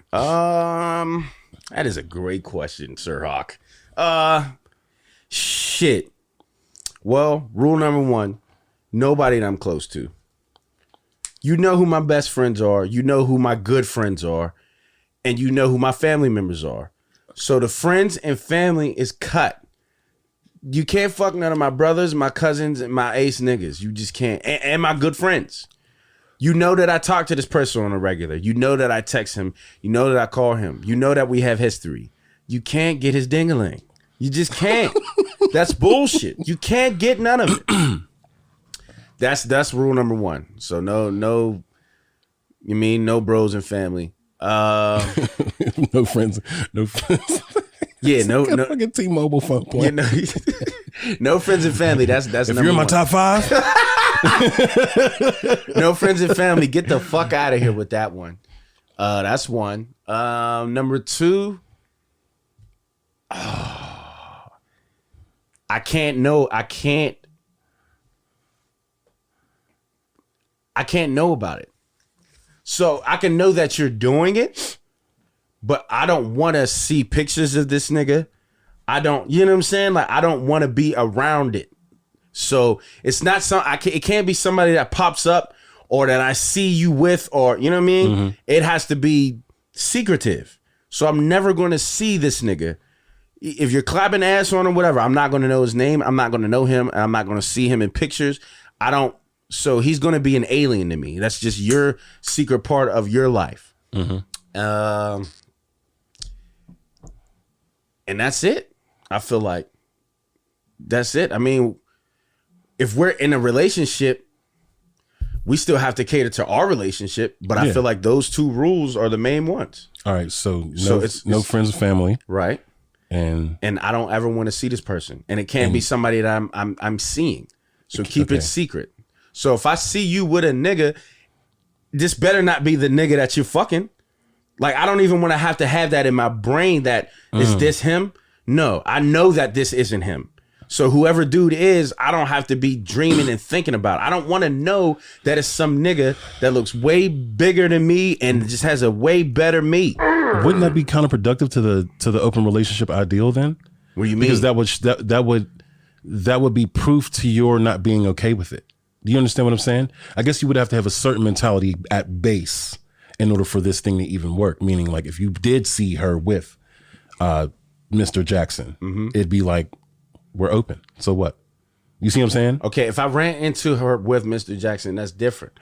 But at least try to keep this nigga away. I see. Make an attempt to keep your shit low. Yeah, I don't want to. You know what I'm saying? Basically, do it as if you were cheating. I bet for sure. Do it like it's your cheat day. Do it like it's your cheat day, baby. Yo, that's how you got. What? That's how you got to do it. I don't want this nigga. I don't want to see this nigga, man. Like, period. Just like my shorties. You know what I'm saying? If I'm playing this game, I'm gonna be slamming, bohamming, cramming. You know what I'm saying? I'm doing everything I need to do. But but you're not gonna see this shorty. You're just not. And you're not gonna see her.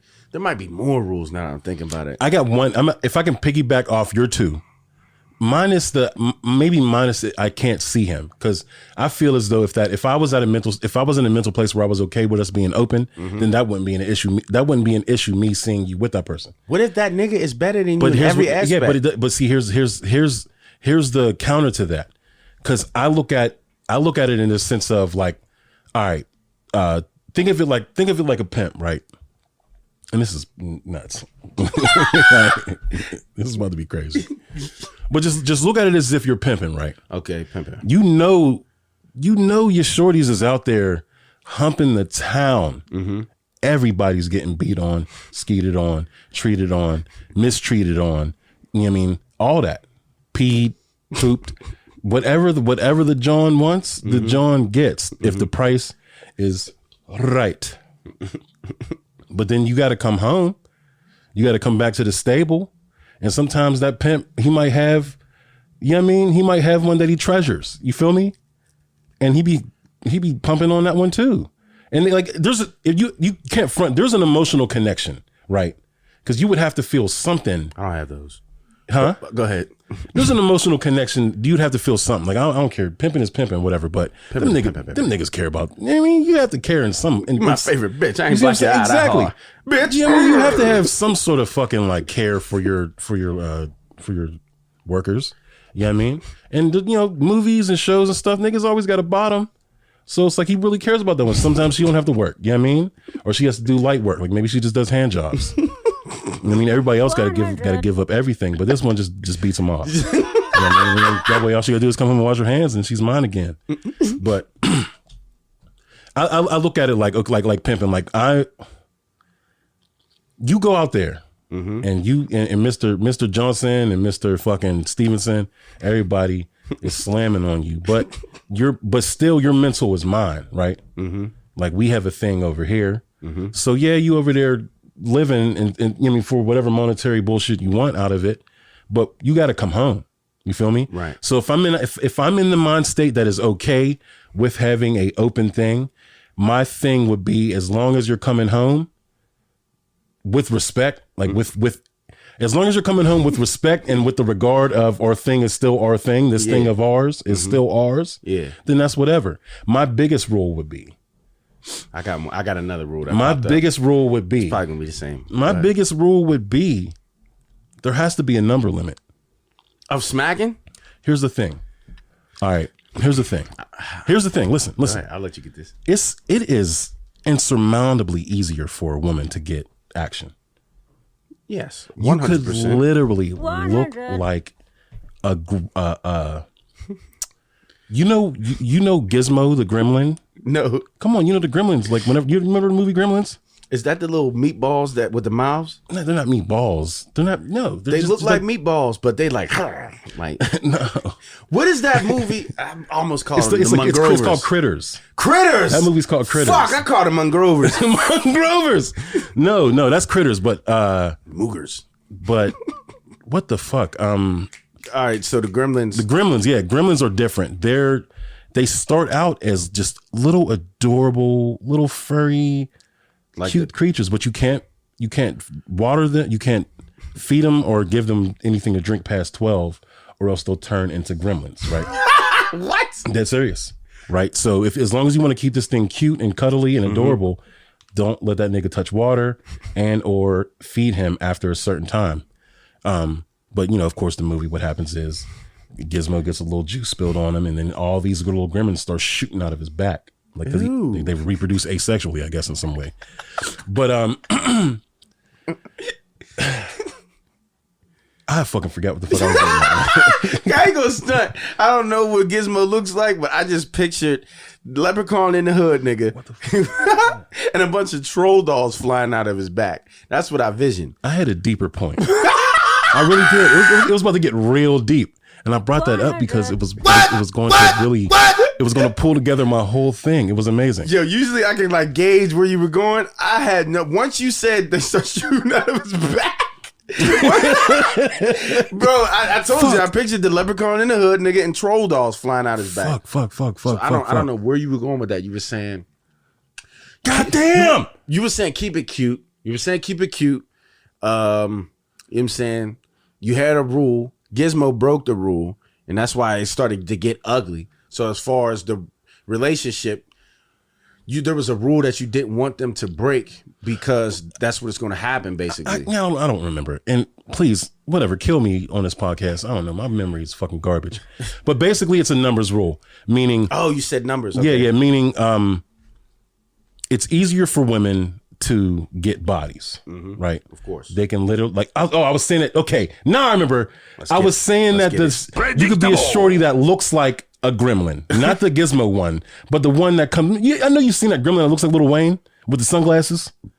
You've seen him. Yeah. That ugly ass nigga. You could be a shorty that looks like that, and still get live action on stage, raw, for free. Yeah, skeet in, skeet out. However you want it, beat in, beat out. And you can get that because you're a woman. All you have to do is walk down the street and say, hey, fuck me. And somebody, there's enough nasty niggas in the world to be like me. They could go outside with a trench coat and just show everything. And they don't even have to say English. They could literally just say, there's a gremlin on Gremlins that has a trench coat on and he's flashing niggas. He's like, that's exactly what I was thinking about. Yeah, I never seen the movie. He has a trench coat and he's just like, and he opens his shit. They don't have genitals, but you understand the connotation. So, you could be a gremlin. You could be a literal gremlin with a coochie and still get action. Me, a man, I'm a good looking man. I'm not saying that I agree, but I hear what you're saying. But you should agree. I agree with you. It's okay, but you should agree. Confidence. But you should agree, though. Come on, man, let's go. But, predictable. No, I am the furthest thing away from a gremlin. I am like, if there's a spectrum, there's gremlin on the bottom, me on top. I'm handsome. When I'm in that groove, when I'm in that mood, I can get what I want. You know what I mean? But I'm not that type of person. So normally I just stew in my own juices. But stew, that's sick. But I don't have the ability to openly just access sexual activity at the drop of a dime. Like boom, boom. Like I want it right now. Like absolutely right now. Like I can't go outside and meet a rando, someone that I want. Like a lot of women can go out, see a guy that's their type, their look, their grade, their whatever, and even if they feel like they don't match that person that they want, if they say the right thing or offer the right thing, they can get that guy. Yeah. Whether it's momentarily through sex or just a little bit of attention for that moment, they can get that. Even if they're unattractive. Like if nobody's going to turn down neck. You see what I'm saying? If you say you're giving up some neck, it don't matter if you look like the Hunchback of Notre Dame. Somebody's going to be like, you know what? They may not tell their niggas, and they may go in the alleyway somewhere, or they may take you to the Sunrise Inn. Rest in peace. But you're going to get that interaction. Opposite us. A lot of us don't have that capability. Keep that thought. I'm not gonna stunt. I had a straight motherfucking Venusaur hit me up in my DMs and said, "I just want to suck your dick." Now I looked at it. I'm like, "Baby, you're so unattractive. You're so unattractive, baby." Predictable. What? Now I didn't get the neck, but I looked again, like trying to find some sort of some sort of redeemable, like you know what? Yeah, hey, I like the way your nose tilts to the left. That's good enough. I love the way you blink your eyes. That's a beautiful blink, baby. But you're a handsome woman. A shorty handsome. No, I do be doing that though. But I do it to tease because it completely means that you're fire as fuck. But I'm not about to be. I've said enough for your ego, so fuck off. You mean? So once I say what it is, it's like, all right, now I can start teasing you because I think you're the most delicious looking. All right, no, fuck off. But anyway, yeah. So go back to what you were saying. No, basically to sum it all up, it's easier for women to get action than dudes. So if we're going to do this open relationship shit, there's got to be a handicap. Oh, okay, yeah. Because if not, then you're just gonna have a billion. It's gonna be in a week. Because I know some people might have a wild week, but I feel like let's say we're allowed to go on like friendcations, right? You know what I mean? We go to Miami, you go to Cali or some shit, or you go to Turks, or you know what I mean? We just out. We're out. I feel like even out the open relationship. This is just me personally. I feel like the way a female thinks when they're out of town, they will do anything with somebody that they feel is attractive because they think it's not reality. Like. If I'm in a relationship and my girlfriend goes to, just like you said, she goes to Puerto Rico, she goes to Turks, or she goes to fucking London or some shit. When they get there, hey, bruv, she's gonna be like, hello, gov, and she's gonna clap ass on dude. if she thinks he's attractive or she wants him at the moment, there's not gonna be no restriction. She's gonna have the mindset, it's not real. I just fucked this nigga in London, like whatever. He used protection. I don't know who the fuck he is at. I don't give a fuck. Like it was fire at the moment. Or shit, he might have been pounding me for 4 days, but now I'm back. My nigga's not about to look up no London nigga and find him, or it's just not reality. Yeah. So that's how I think anyway. That women think like that. So as far as vacation and shit, so I don't feel like vacation counts. Like it don't, and that's the thing. In my brain, I'm not even going to be trying to think about what you did on this trip. I'm gonna just assume you got clapped. It's cool. I mean, it's not cool, bitch, and don't let me find out, but like whatever. You know what I'm saying? I'm not going to be digging for it. That's all. No, your numbers can't be crazy. There has to be a handicap. I respect that. In regards to your person's ability to play the game, just like golf. Like if you got a nigga like me, let's say you got a nigga like me playing golf against Tiger Woods, Tiger has to get a handicap because he's going to destroy me every time he clacks that little white ball, and I'm gonna be, you know what I mean? And it's over. Wait, I'm confused. Say it again, but say it regular. Say it raw. You said what? If she runs into a Tiger Woods nigga? No, I'm saying like if we're playing golf, right? Yeah. Tiger Woods against me, and I'm speaking in regards to the metaphors being she, like I'm me, and she is she. She has the ability and skill to get as many bodies as she wants, i.e.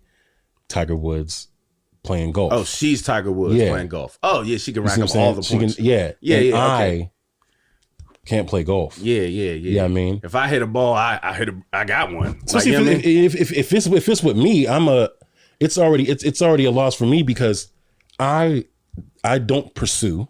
I'm terrible at it. I don't know how to talk to people. I'm socially awkward when it comes to social settings. Like if get me in a mix or get me drunk and we're in a place where we're sitting and interacting together and we have no choice but to interact, my nigga, I will shine. But if I'm in a social setting, kind of like that little thing that me and you went to. Yeah. You know what I mean? Like niggas had their pocket. We was right here. Nigga, there's all types of opportunity to say, talk, speak, do anything. Right. What did a nigga bust a move? No. Yeah. You see what I'm saying? And that's kind of how it always is.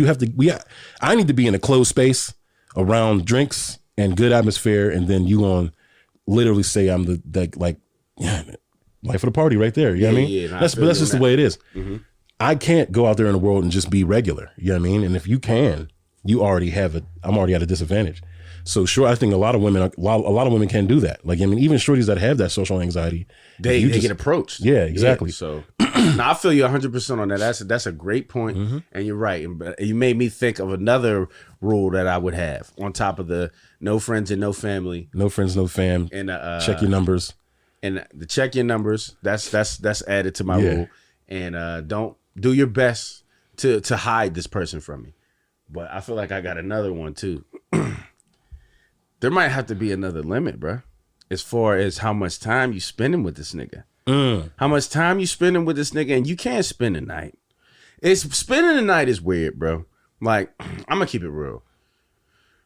I would say 98.2% of the people that I played checkers with, I didn't have an emotional attachment to these people.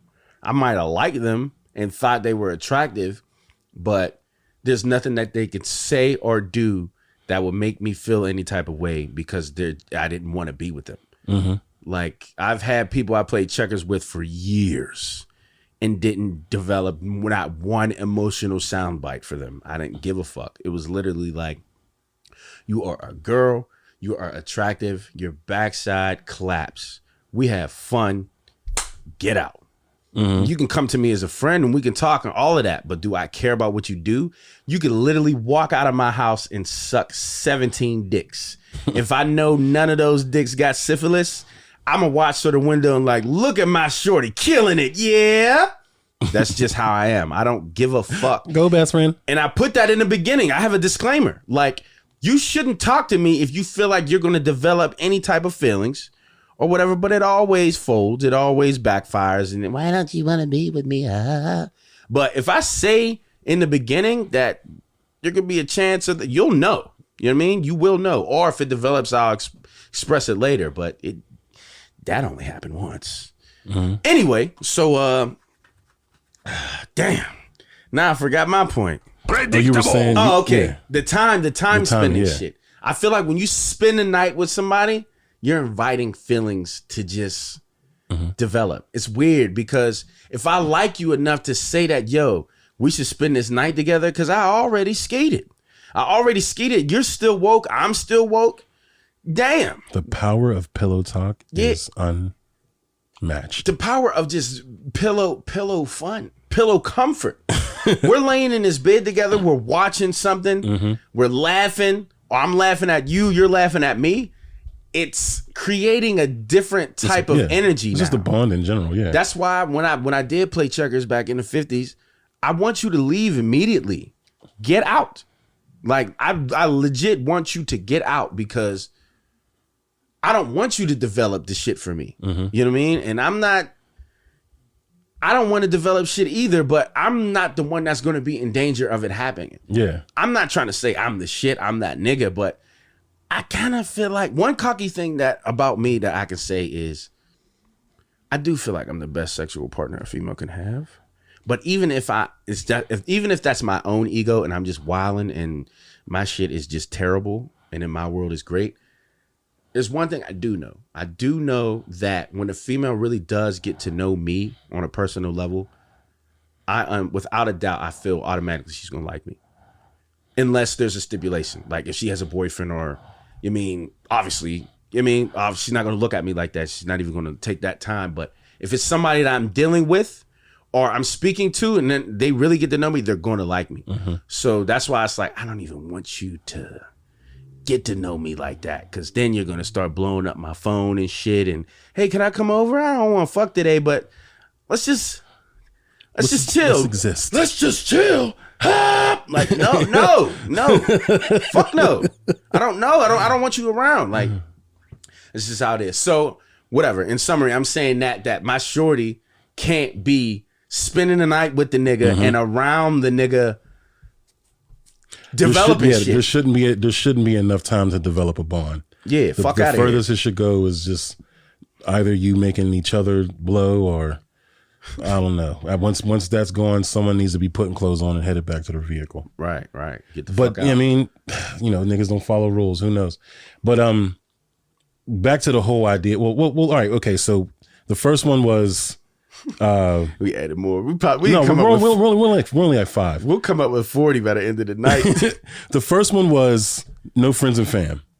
For sure, no friends and fam. The second one was body limit, because it's so easy for you to attain these. You got whoever has the easier ability to generate the count should have a handicap.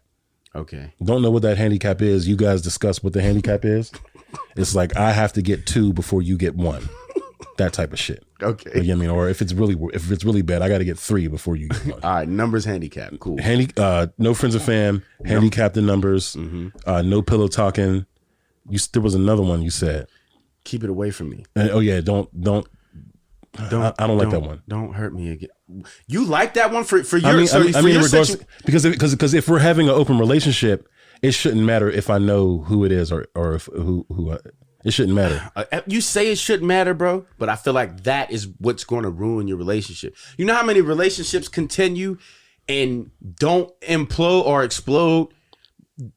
It's like, okay, the nigga might know the girl's cheating. I know she cheating on me, man. I know she cheating. I don't know who the nigga is, blah, blah, blah, but I know she cheating. The nigga gets confirmation that she's cheating, and he don't leave her because he don't know who the nigga is, and he don't know shit about the dude, so it don't affect him in a certain way. Same thing with the shorty. Like, the girl, I know this nigga's cheating, blah, blah, blah. I don't know who that bitch is or whatever. I never seen her, but I know her name is this, blah, blah, blah. So it hurts, but it don't hurt as bad. When you find out what a nigga looks like, or if you're a woman and you find out what the girl looks like and they're better than you, it's going to hit different. Like, especially if I'm bald. You know what I'm saying? I'm a little bit muscular and I'm a little bit fat, right? So if I see that my shorty is out with a tall, light-skinned nigga with waves and he's skinny, damn, bitch, you went for the total opposite of me. And it's like, and I know this is what you like more than me. That's gonna hurt. Yeah, that is gonna hurt. If I got a girlfriend and her ass is flat as dog shit, dumb flat, she's short and she's light skinned, but she finds out I like tall, big, brown skinned, booty clapping women. She sees that, she's gonna be like, yo, this open shit is done. I can't deal with you fucking smashing Kendra with her ass like it's gonna be in her head like that meme of Slippy, like like I don't want to see this shit no more. I can't take it. So I feel like for me, if I see this nigga driving a motherfucking Mercedes, getting out the whip with dreads and tall and light skin and fucking whatever, he had a fade before, but whatever. He had a fade. They always have hair in my story. What I'm saying, they have hair in my story. But what I'm saying, if that's a point of contingency, then the relationship shouldn't be open to begin with, in my opinion. I feel like if you keep it away, it's not gonna matter because I'm not gonna see it. It's not gonna bother me that much. I guess, man. That's just a me thing. I mean, I'm gonna still be getting mine, but once I see the nigga that is way better than me, it's gonna start to piss me off. That's why I don't want to see it. Just do what you're doing. Deep.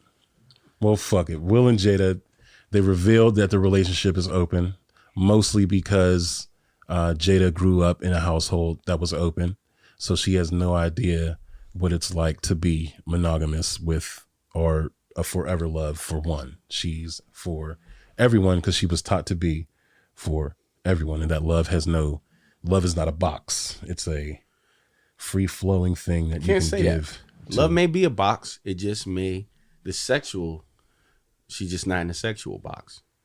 No, because the way that she talks, she speaks, You know what I mean? She's all about energies and connections and shit like that. So love is sometimes synonymous with those things. I guess. So it could be a minute form of it, but it's still in essence the L word. You feel me? I guess. I mean, that kind of confirms too that Tupac was definitely cracking until he met his untimely demise. Come on, man. Yeah, because the way that she be, you mean the way that she gives it up for that nigga is different. Yeah, I would have to tell. If I'm Will, I'm like, look, yo, because that's just point. You blatantly, we know, like, you know what I'm saying, like we know you could chill. The nigga gone.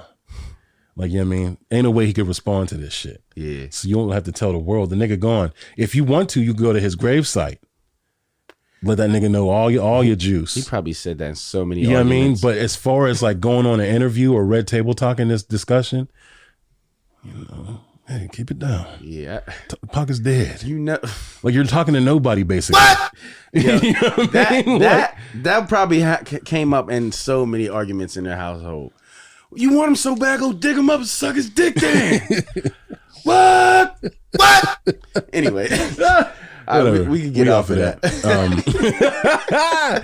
Oh man, them niggas is fucking everybody. Dog. That is what's up. That's what's up. I guess that's the goal. You get rich enough, and I mean, if you understand it, like a rich person being sorry for even opening the can again, but being rich, being wealthy, you basically live. There's no limitation, right? So why would you put limitations on like any other aspect of your life? There's no limitations if you're wealthy, right? You just have you have the ability to do whatever the fuck you want, honestly, through the means of the law. Sometimes, sometimes even that's blurry, right? So why would you be in a relationship that puts you in limitations? And that's just what they're doing. I feel like if I was in one though, this is the thing, like. Just because if I'm in an open relationship or open marriage or whatever, that doesn't mean I'm fucking everybody all the time though. And I feel like that's a big thing about it. Like, yo, how often are you out looking for niggas? Because if I'm in a relationship with you, I'm probably not going to want to do this a lot. You know what I'm saying? Like, I might want to tap some ass when it comes to me, or if I see something that's, you mean, physically that delicious that I just want to taste. But that doesn't technically mean every single time I step out the house, it's like time to taste. Because I still got my shorty to taste. But I think it's more so just like it's a hall pass for the potential, pretty much. You know what I mean? Yeah, it's just a hall pass for the potential of whatever pops up. Like it's like you said, like you may not want to hump around every time you dip out or every time you leave the crib. Yeah. But you do want understanding that if it does come up, right, I'm humping this shorty. And I feel like it's that's a confusion with some people. Some people think like, oh, all right, well, I should be fucking everybody. It's like, no, if you want to get some ass, you can, but it shouldn't be your goal to just start boning everybody. Oh, like hell you're no, single. that's crazy. Yeah, that's nuts. And that's why my thought process on or baby birding everybody, Jada. Everybody's not a baby bird that you need to heal and bring back to life by way of humping. Moving on. Since we're talking about, I don't know, we're just going to talk about the more heavier topics of this week. R. Kelly. Shit. R. Kelly. Predictable. Again, another topic that niggas really thought we was done. This is almost like the Jussie Smollett, the Tory Lanez. There's a lot of topics on this podcast that just, I mean, they're following us like ghosts. God damn it! Remember COVID was a big one. That was like, but it's still here. No, Corona Tone is a part of the pod. You know what I'm saying? He oversees this whole shit. Whatever. Well, finally we got great news. I don't care where you stand on this topic. I'm gonna say, like, if you're a person that still feels the desire and or need to support this man after the revelation of everything that happened, even pre or post, if you fuck with this nigga, you're a legit weirdo. I don't give a fuck. This is one of those situations where even the art takes a hit. Even the art of this man takes a hit, for sure. Right? Because I know some like you got people like I'm not trying to say, there was that one. Who was it? there was the Ren and Stimpy creator. That nigga was wilding on some underage shit. You know what I mean? Yeah, crazy. But he made Ren and Stimpy. And it's like Ren and Stimpy, man. Like, so do we get rid of Ren and Stimpy because this dude was wilding? In a perfect world, yes. But this ain't no perfect world, baby. This is Ren and Stimpy. but also, even like sometimes glimpses of the creator's troubled mind. Right, you're getting predictable. The art. That's what I was getting to. You see what I'm saying? 100%.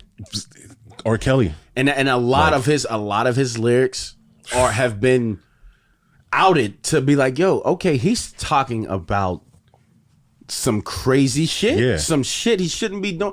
He's blatantly just saying it like, yo, blah blah blah. The lyrics have basically turned in, I know you're too young, and I'm way too old, but I gotta piss on you now. Like, that's what it's turning into. Well, there's certain songs that he has where it's like, this don't have shit to do with anything. Like, I believe I can fly and touch the sky. You mean? These are my dreams and blah, blah, blah. I'm just trying to make it in the world. It's cool. I don't feel like that is one of those songs where you could put into the category. But then again, his other shit is like, damn, nigga. Like, my mind's telling me no. Like, what else can I even think that's about now? Like, this has to be about you saying I shouldn't be touching these women. But I gotta touch him, like, nigga, get the fuck. That's right. Yeah, I think I switched it up. I folded. Said women, but that's a Kelly note too. Yeah, America. Would you like to come back with me to the penitentiary? He said America. But yeah, he's done. He's done. He's burnt. He's beyond burnt. Rightfully so. It's been a fucking long time coming. We'll just get straight to it. Anywhere between 10 to life, depending on what happens on May 4th next year, his trial date, or sentencing or whatever the fuck it is. The nigga was found guilty. It's over for him. So, but this is my stance on it. Basically, I was done with this nigga years ago. You feel me? Ain't no music, ain't no nothing like that. Actually, the day, I'm not even gonna fucking front. So I'm at Sunoco gas station. I'm pumping gas right around my way, and some nigga on a motorcycle pulls up, older gentleman. You could tell mid 40s, late 40s, however you want to fucking throw it. The nigga had a full linen short set, and he was on a motorcycle, a Harley, shorts, and a breezing, just flowing through the air on this motorcycle. He pulls up into the gas station. He looked like a product of R. Kelly. Like, he just looked like he was on that time. You know what I mean? Cell Jr. of And R. he's Kelly. playing Step in the Name of Love. On the motorcycles, niggas that play the music on the motorcycles. Yeah, loud the as speakers fuck. are just for everybody. Yeah, for every It's for the block. in the Like, radius. the speakers are for everyone. It's not personal. It's not like you're in the whip. Like, what he's listening to, you are now listening to it, no matter what you're already listening to. You're in the video. So I'm pumping gas. I hear, I want to put on my dancing shoes, go out and step a whole night through. I'm like, fuck, yo, who's playing R. Kelly, man? I turn around, and this nigga looked like a product of this man. And I was like, typical. But this was the day of the R. Kelly verdict. And I wanted to walk up to that dude. You know what I mean? I was about to do some Karen shit. Like, yo, do you Excuse me, sir? Like, yo, hey, bro, check it out. Turn that shit the fuck down, bro. Like, turn that shit off, actually. Yeah. You know what I mean? Like, do you know what this nigga was doing? Like, I was going to read him this article. Like, yo, like, he's over for him. Like, stop supporting this nigga. Like, get the fuck out of here. But I didn't want to mess with that gentleman's time. I didn't know what type of time he was on, because if he was on some R. Kelly shit,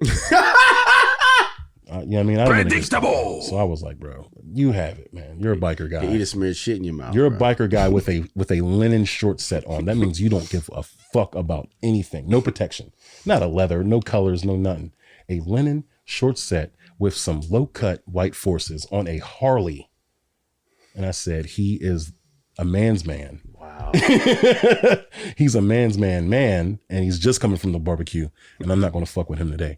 But, yo, I was upset about that, but I'm going to bring up this fucking article because this is what really, it made my stomach turn. Like, it really made my stomach turn. I was like, as disgusted with this man I am already. Yeah, I mean, this kind of just sealed the deal.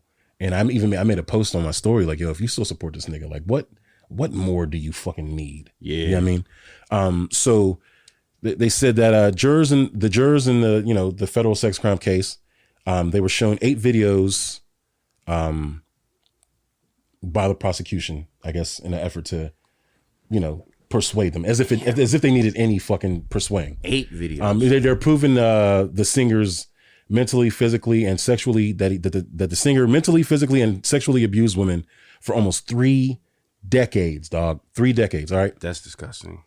So they heard audio of the videos, which prosecutors said were effectively used as blackmail, or you know, prosecutors said they were effectively used as blackmail, and the contents were truly excruciating. There was a gang of women that testified, you know, that basically concurred with the videos. So it was basically the singer would punish them for disobeying his rules, and the videos offered a window into that, you know, to that bullshit. So there was, in one of the audios, you could hear Kelly, or one of the girls saying like, or Kelly saying, "Keep your eyes closed." And then he was like, or he either said, no, the girl was saying like, should I keep my eyes closed? And he was like, no, keep them open.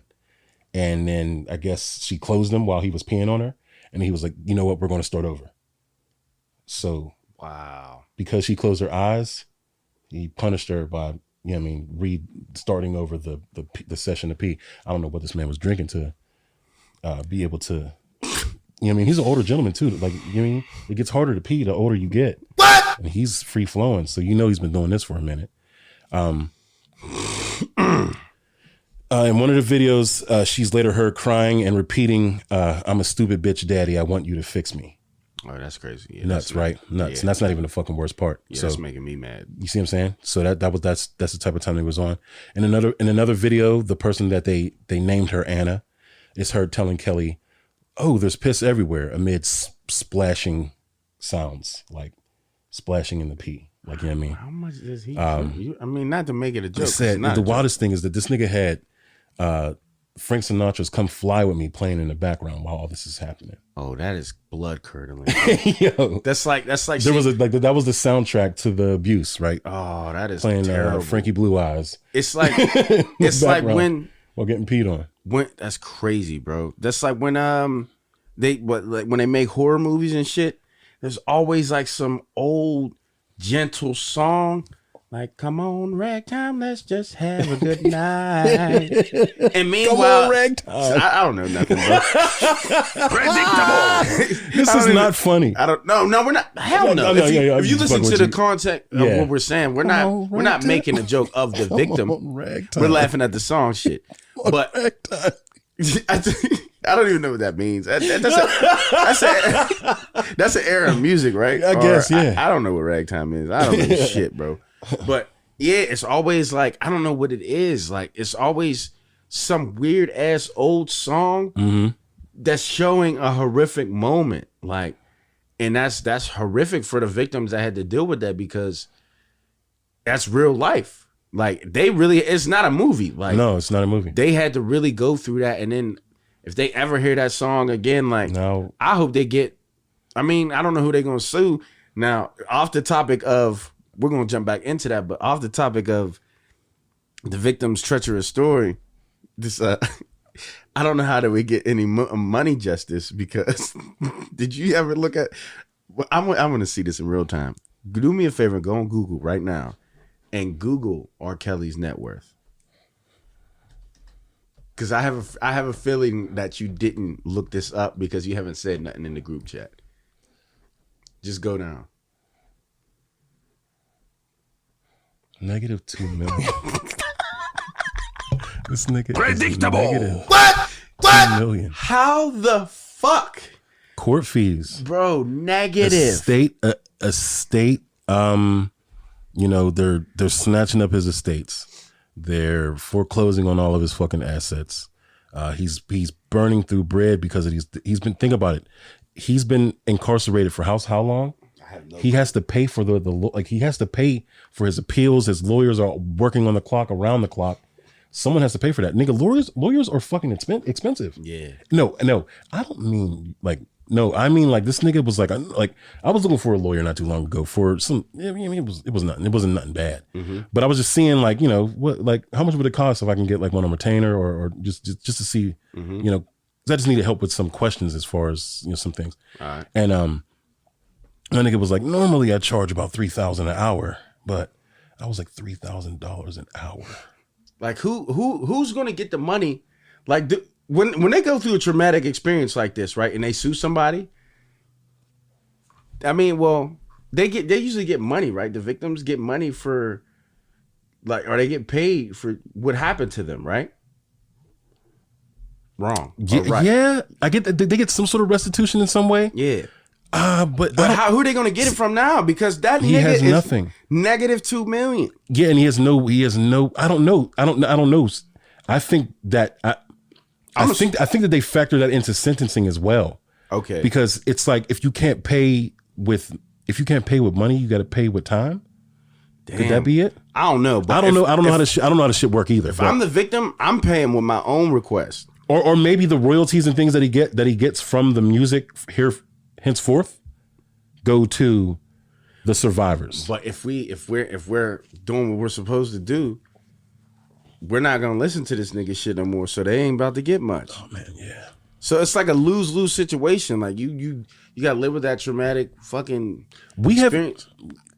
Yeah, go ahead. I just want to say this: if I'm a victim, bro, I'm getting my own request. I can't get no bread. Well, I got something else I want to do.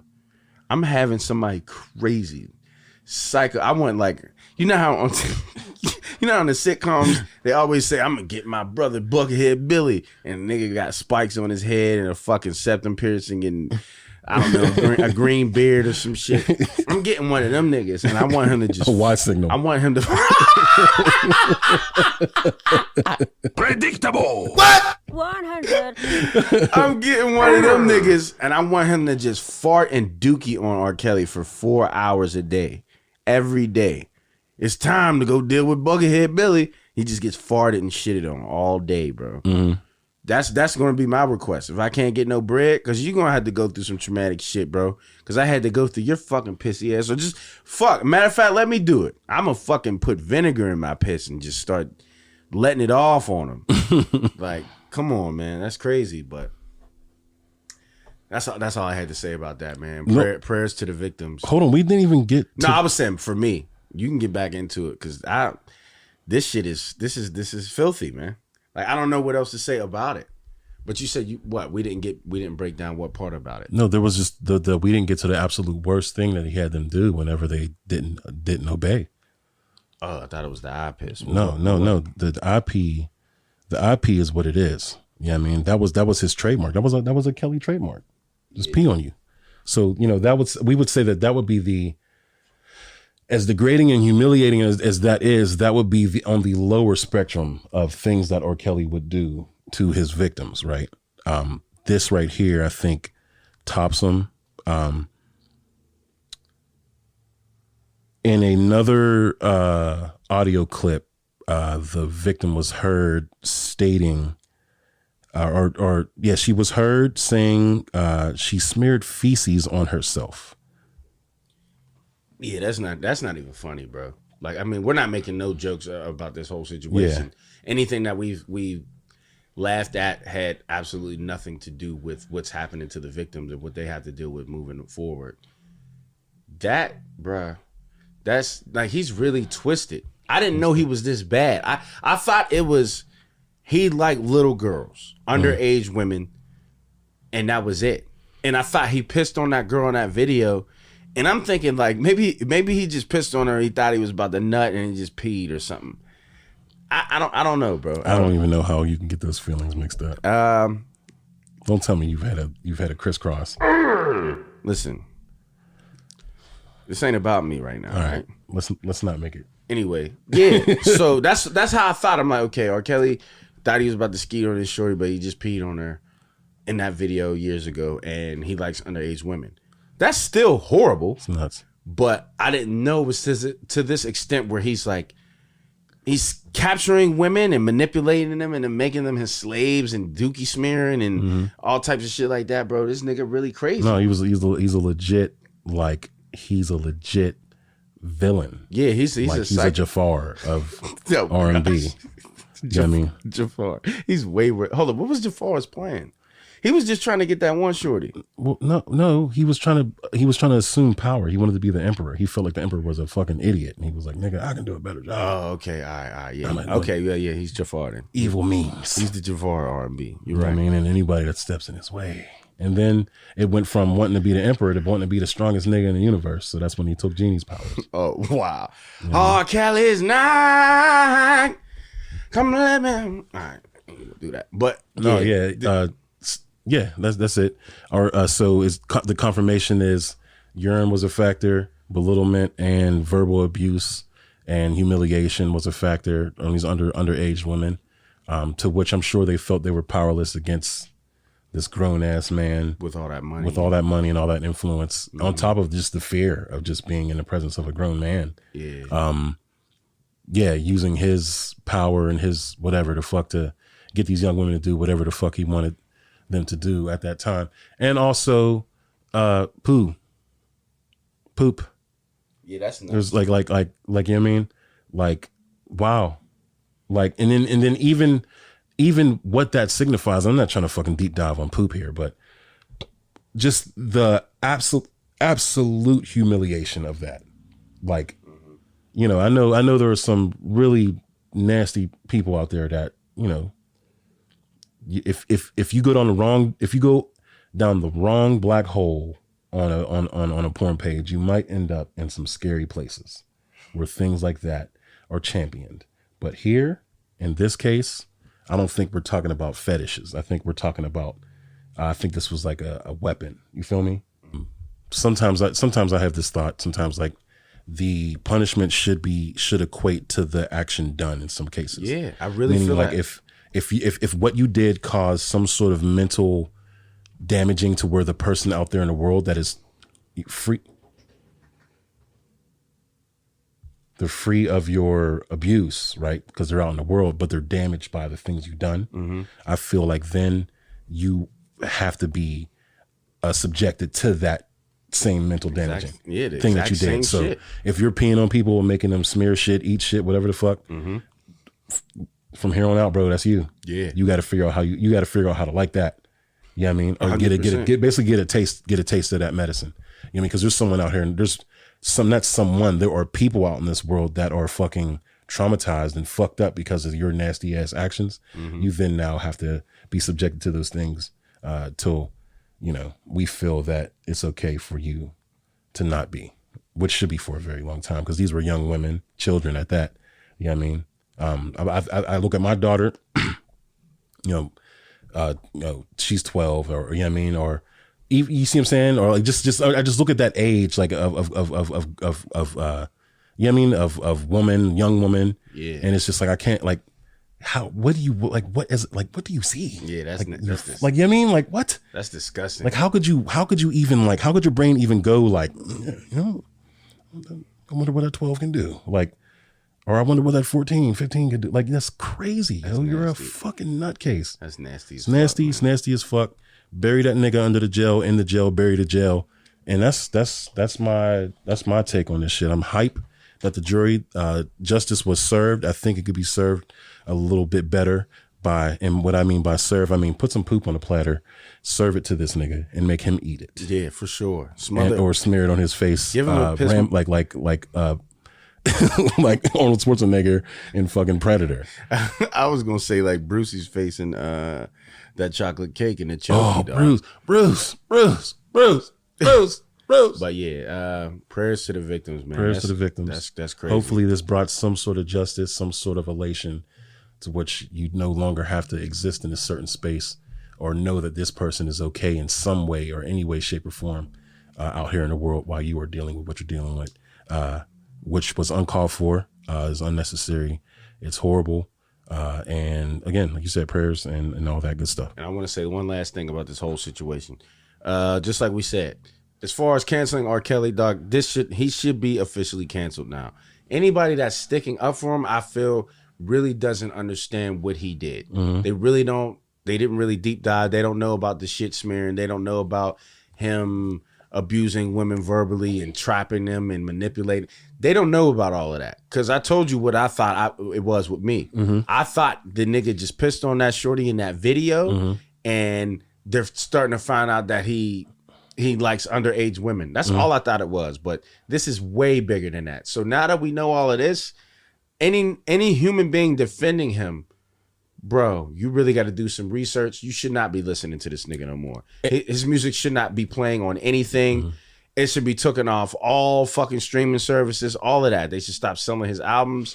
Like, come on, man. I think the difference with this case, the major difference with this case, than let's say like a Bill Cosby or like any sort of case where the evidence isn't readily available, seen, or it could be sought after in some sort of way. Like you know, with a lot of these cases, all we have is victim testimony, and that's really hard to build a case off of that outside of some sort of like third party evidence or firsthand evidence, anything like that. Because once it passes a certain point, you know, just your word isn't strong enough to go against these guys a lot of times. You know what I mean? And that's sad in itself. But this situation here is not like those. We have audio evidence. We have video evidence. We have all these things that paint him in these places doing these things. So for you to still hold on to this nigga in some supporting way is ridiculous, because I can understand there being, as bad as it is, I can understand there being people on the fence about Bill Cosby. I can see there being people on the fence about all these other motherfuckers that did this wild shit, because the evidence is hard to, you see what I'm saying? The cases usually are rife with fickle evidence or not enough or just victim testimony. And a lot of times that's not enough when it comes to courts. You feel me? But this one right here, we have all you need outside of the actual poop and or pee. Yeah. You know what I mean? Everything is here. The words, the actions, everything. Yes. Racketeering, sex trafficking, all that shit. It's here. It's right here. So the fact that we got all of that, there should be no confusion. So if you decide to still support this nigga, you support those things, in my opinion, because it's here. So you are okay with those things. I don't give a fuck. Step in the name of love is not that good, to which I'll be okay with sex trafficking of children, the sex trafficking of children. Yeah, and that's exactly where my brain would go when his music is playing. So fuck him. He's gonna get what he deserves. So fuck all of that. Bang, bang, bang, and bang, bang, bang, bang, bang, bang, bang, bang, bang. Well, that's it, man. I forgot to add this in, man. Something else happened in my week, man. Oh shit, what happened? So No Jumper, man. I'll forget dude's name. Man. Dude's name is Adam, I think. Yeah. So No Jumper. A couple weeks ago, interview came out. Hell Rell, JR Ryder, and 40 Cal, right? Uh-huh. So after that interview comes out, Math put on his podcast show on YouTube, My Expert Opinion, and Vado was on it. And so the next day, Cameron puts out, yo, anybody that talked shit on me, I did bad business with, blah, blah, blah. He says all of this shit, I'm going to expose y'all motherfuckers. So everybody's like, he's talking about Vado, he's talking about Hell Rell, he's talking about... So I had to watch both of them to see. I feel like he's talking about Vado because Vado had a couple things in that interview that could be taken as negative. But Hell Rell didn't say anything bad about Cameron whatsoever at all. He actually just praised him and told him he appreciated him and everything. So it can't be about Hell Rell. So I think it's Vado, but that's neither here nor there. I watched the interview, man, and everybody knows what I hate the most, man. I hate when people cut me off, and I hate when people talk over me as if I was never speaking. And they just act like I wasn't talking, or they just don't acknowledge that I was speaking, bro. I was talking. Like, what the fuck is wrong with you? So I watched the interview, man. Hell Rell did that the entire interview. You would think that it was his last day on earth, and he wanted everybody to know every single thing about his history with Dipset, how he is as a person, what's been happening with him. And that's usually what the interview is about. You know what I'm saying? Everything that I just said, but he was doing it like it was for his life. So Adam would ask JR a question or ask 40 Cal a question, and they're answering the question, and Hell Rel would just talk over them and speak up as if Adam addressed him. Like he would say something like, JR Ryder, what's your favorite garlic bread when you eating spaghetti? JR would start talking. I mean, I'm really a big fan of Texas Hell Rel. Texas toast is actually fire. Like, listen, Adam, let me tell you something. When I'm busting my Ruger and I want to go home, I'll think about JR's just looking like, yo. He's looking at Hell Rel and he starts laughing. But it happened a couple times. And 40 Cal actually said it at the end of an interview. He's like, hold on, Hell Rel. Let me just finish what I got to say. Like, he legit said those words. Yeah. And Hell Rel stopped talking. I'm like, what the fuck was that interview, bro? Yeah. Like, I enjoyed the back and forth, but Hell Rel cutting them niggas off every chance he got was disgusting, right? So I go to JR Ryder's page. I said, yo, you, Hell Rel, 40 Cal, man, I rock with y'all niggas, man. I love y'all niggas. I walk around quoting lyrics from y'all every single fucking day. I said, but Hell Rel's y'all, man. This shit was disgusting, bro. I said, y'all really need to sit down and watch this interview with him so he can actually see what the fuck he did. That was disrespectful, bro. But shout out to y'all. I rock with y'all. I said that on JR Ryder's page. And then I put on my Instagram story a video of me watching Hell Rel do this, and I tagged them all. I said, damn, why won't he let him get the fucking word in? Like, what the fuck is this? So Hell Rel DMs me. The real Hell Rel messages me and says, shut the fuck up, nigga. I read it like how he raps. Shut the fuck up, nigga. JR told me to take charge. I'm like, I didn't even say nothing back because I'm just like, first of all, I'm not about to argue with one of my favorite artists, like, you know what I'm saying, from back in the day. Like I listen to you, bro. I grew up on your music. Like, I'm not about to get tough with you over the internet. And like, what is this? I'm not a celebrity, so it's not like I'm gonna see you and we're gonna fight. I'll wash you. Like, but like, what does it matter? So he said what he said, and I just put the laughing reaction back. Like, nigga, I want you to go watch this shit for yourself because you made yourself look so stupid. So I'm like, I can't be the only nigga thinking this. I scrolled and read the YouTube comments, and they said, what the fuck is Hell Rel doing? Why is he doing this? Why is he so thirsty to speak? Everybody's just bashing him. And I'm like, man, I should have said that in the DM. Go read the YouTube comments. I should have just said that, but you know how niggas always come back with a better fucking comeback after the argument's over. So, but yeah, man, I forgot to add that into my recap. Hell Rel told me to shut the fuck up, man. That was an honor, man. Thanks, Ruger Rel. I fuck with you. But anyway, yeah, that's it, man. So we can recap this shit. Damn, what did we talk about first? Shit, we only hear Jada Will. Okay. If it's open, it's open. Yeah, I really can't say nothing about that. If it's open, it's open. And if you're happy with it, you know what I mean, do what you do. Preserve that love, no matter how you got to do it. If it's open relationship, then go ahead, do what you do. And also the way, my bad. The way Will also kind of spoke on it, like almost as if it was a bad thing. The film, like it was almost as if it was a bad thing to be monogamous. Like, you know what I mean, like there's nothing wrong with it. Yeah, I mean, there's nothing wrong with it at all. Like the way that he was wording it in the interview, to which we probably didn't get much into because we went off on a tangent. But he was saying that, you know, maybe he was looking at it in a different way because of his Christian upbringing, but it's okay if you are someone that looks at it that way. That's okay too. Yeah, that's fine. That's totally fine too. Don't think that you're a weirdo because you're keeping it for your person and not for the streets and or the world. Like, it's okay to still be down for the person that you're with. I feel like the only thing that wasn't okay about the whole situation was your beard and goatee combo. Oh, I mean, you can do whatever the fuck you want, but why would you shave your mustache going into your beard? It was faded into the beard. Look, I'm not a fashionable. I've never seen anything like that. I'm not a fashionable guy. Niggas can hate on my swag, everything I do, how I dress, how I look, all of that. Maybe I just don't deserve to speak on these aspects. But that shit ass. That was butt. That shit ass as fuck. Like, trash. what are you doing? Grow that shit back and let it chill. Anyway, what else did I have to say? R. Kelly, you're done. I don't even know what the shit that you've done and you put people through. You're never gonna hear this. You're in jail. Maybe you might. Maybe you get a phone, you smuggle it in, you listen to My Charles the Podcast, episode 58. I don't know what we're going to call it yet, but you're done. Like you're a terrible person. You're gonna get exactly what you deserve. And as far as the people that don't respond to messages, if you're not interested in somebody, or whether it be a relationship or a family member or a friend or whatever, if you're not interested in speaking to the person at that moment, that's fine. But when the person acknowledged that you read the message, I feel like you should say something. Maybe it's just me. And if you don't want to say nothing at that moment, it's cool. But I feel like you should get back to them in a timely manner. I feel like days and weeks is a little strange.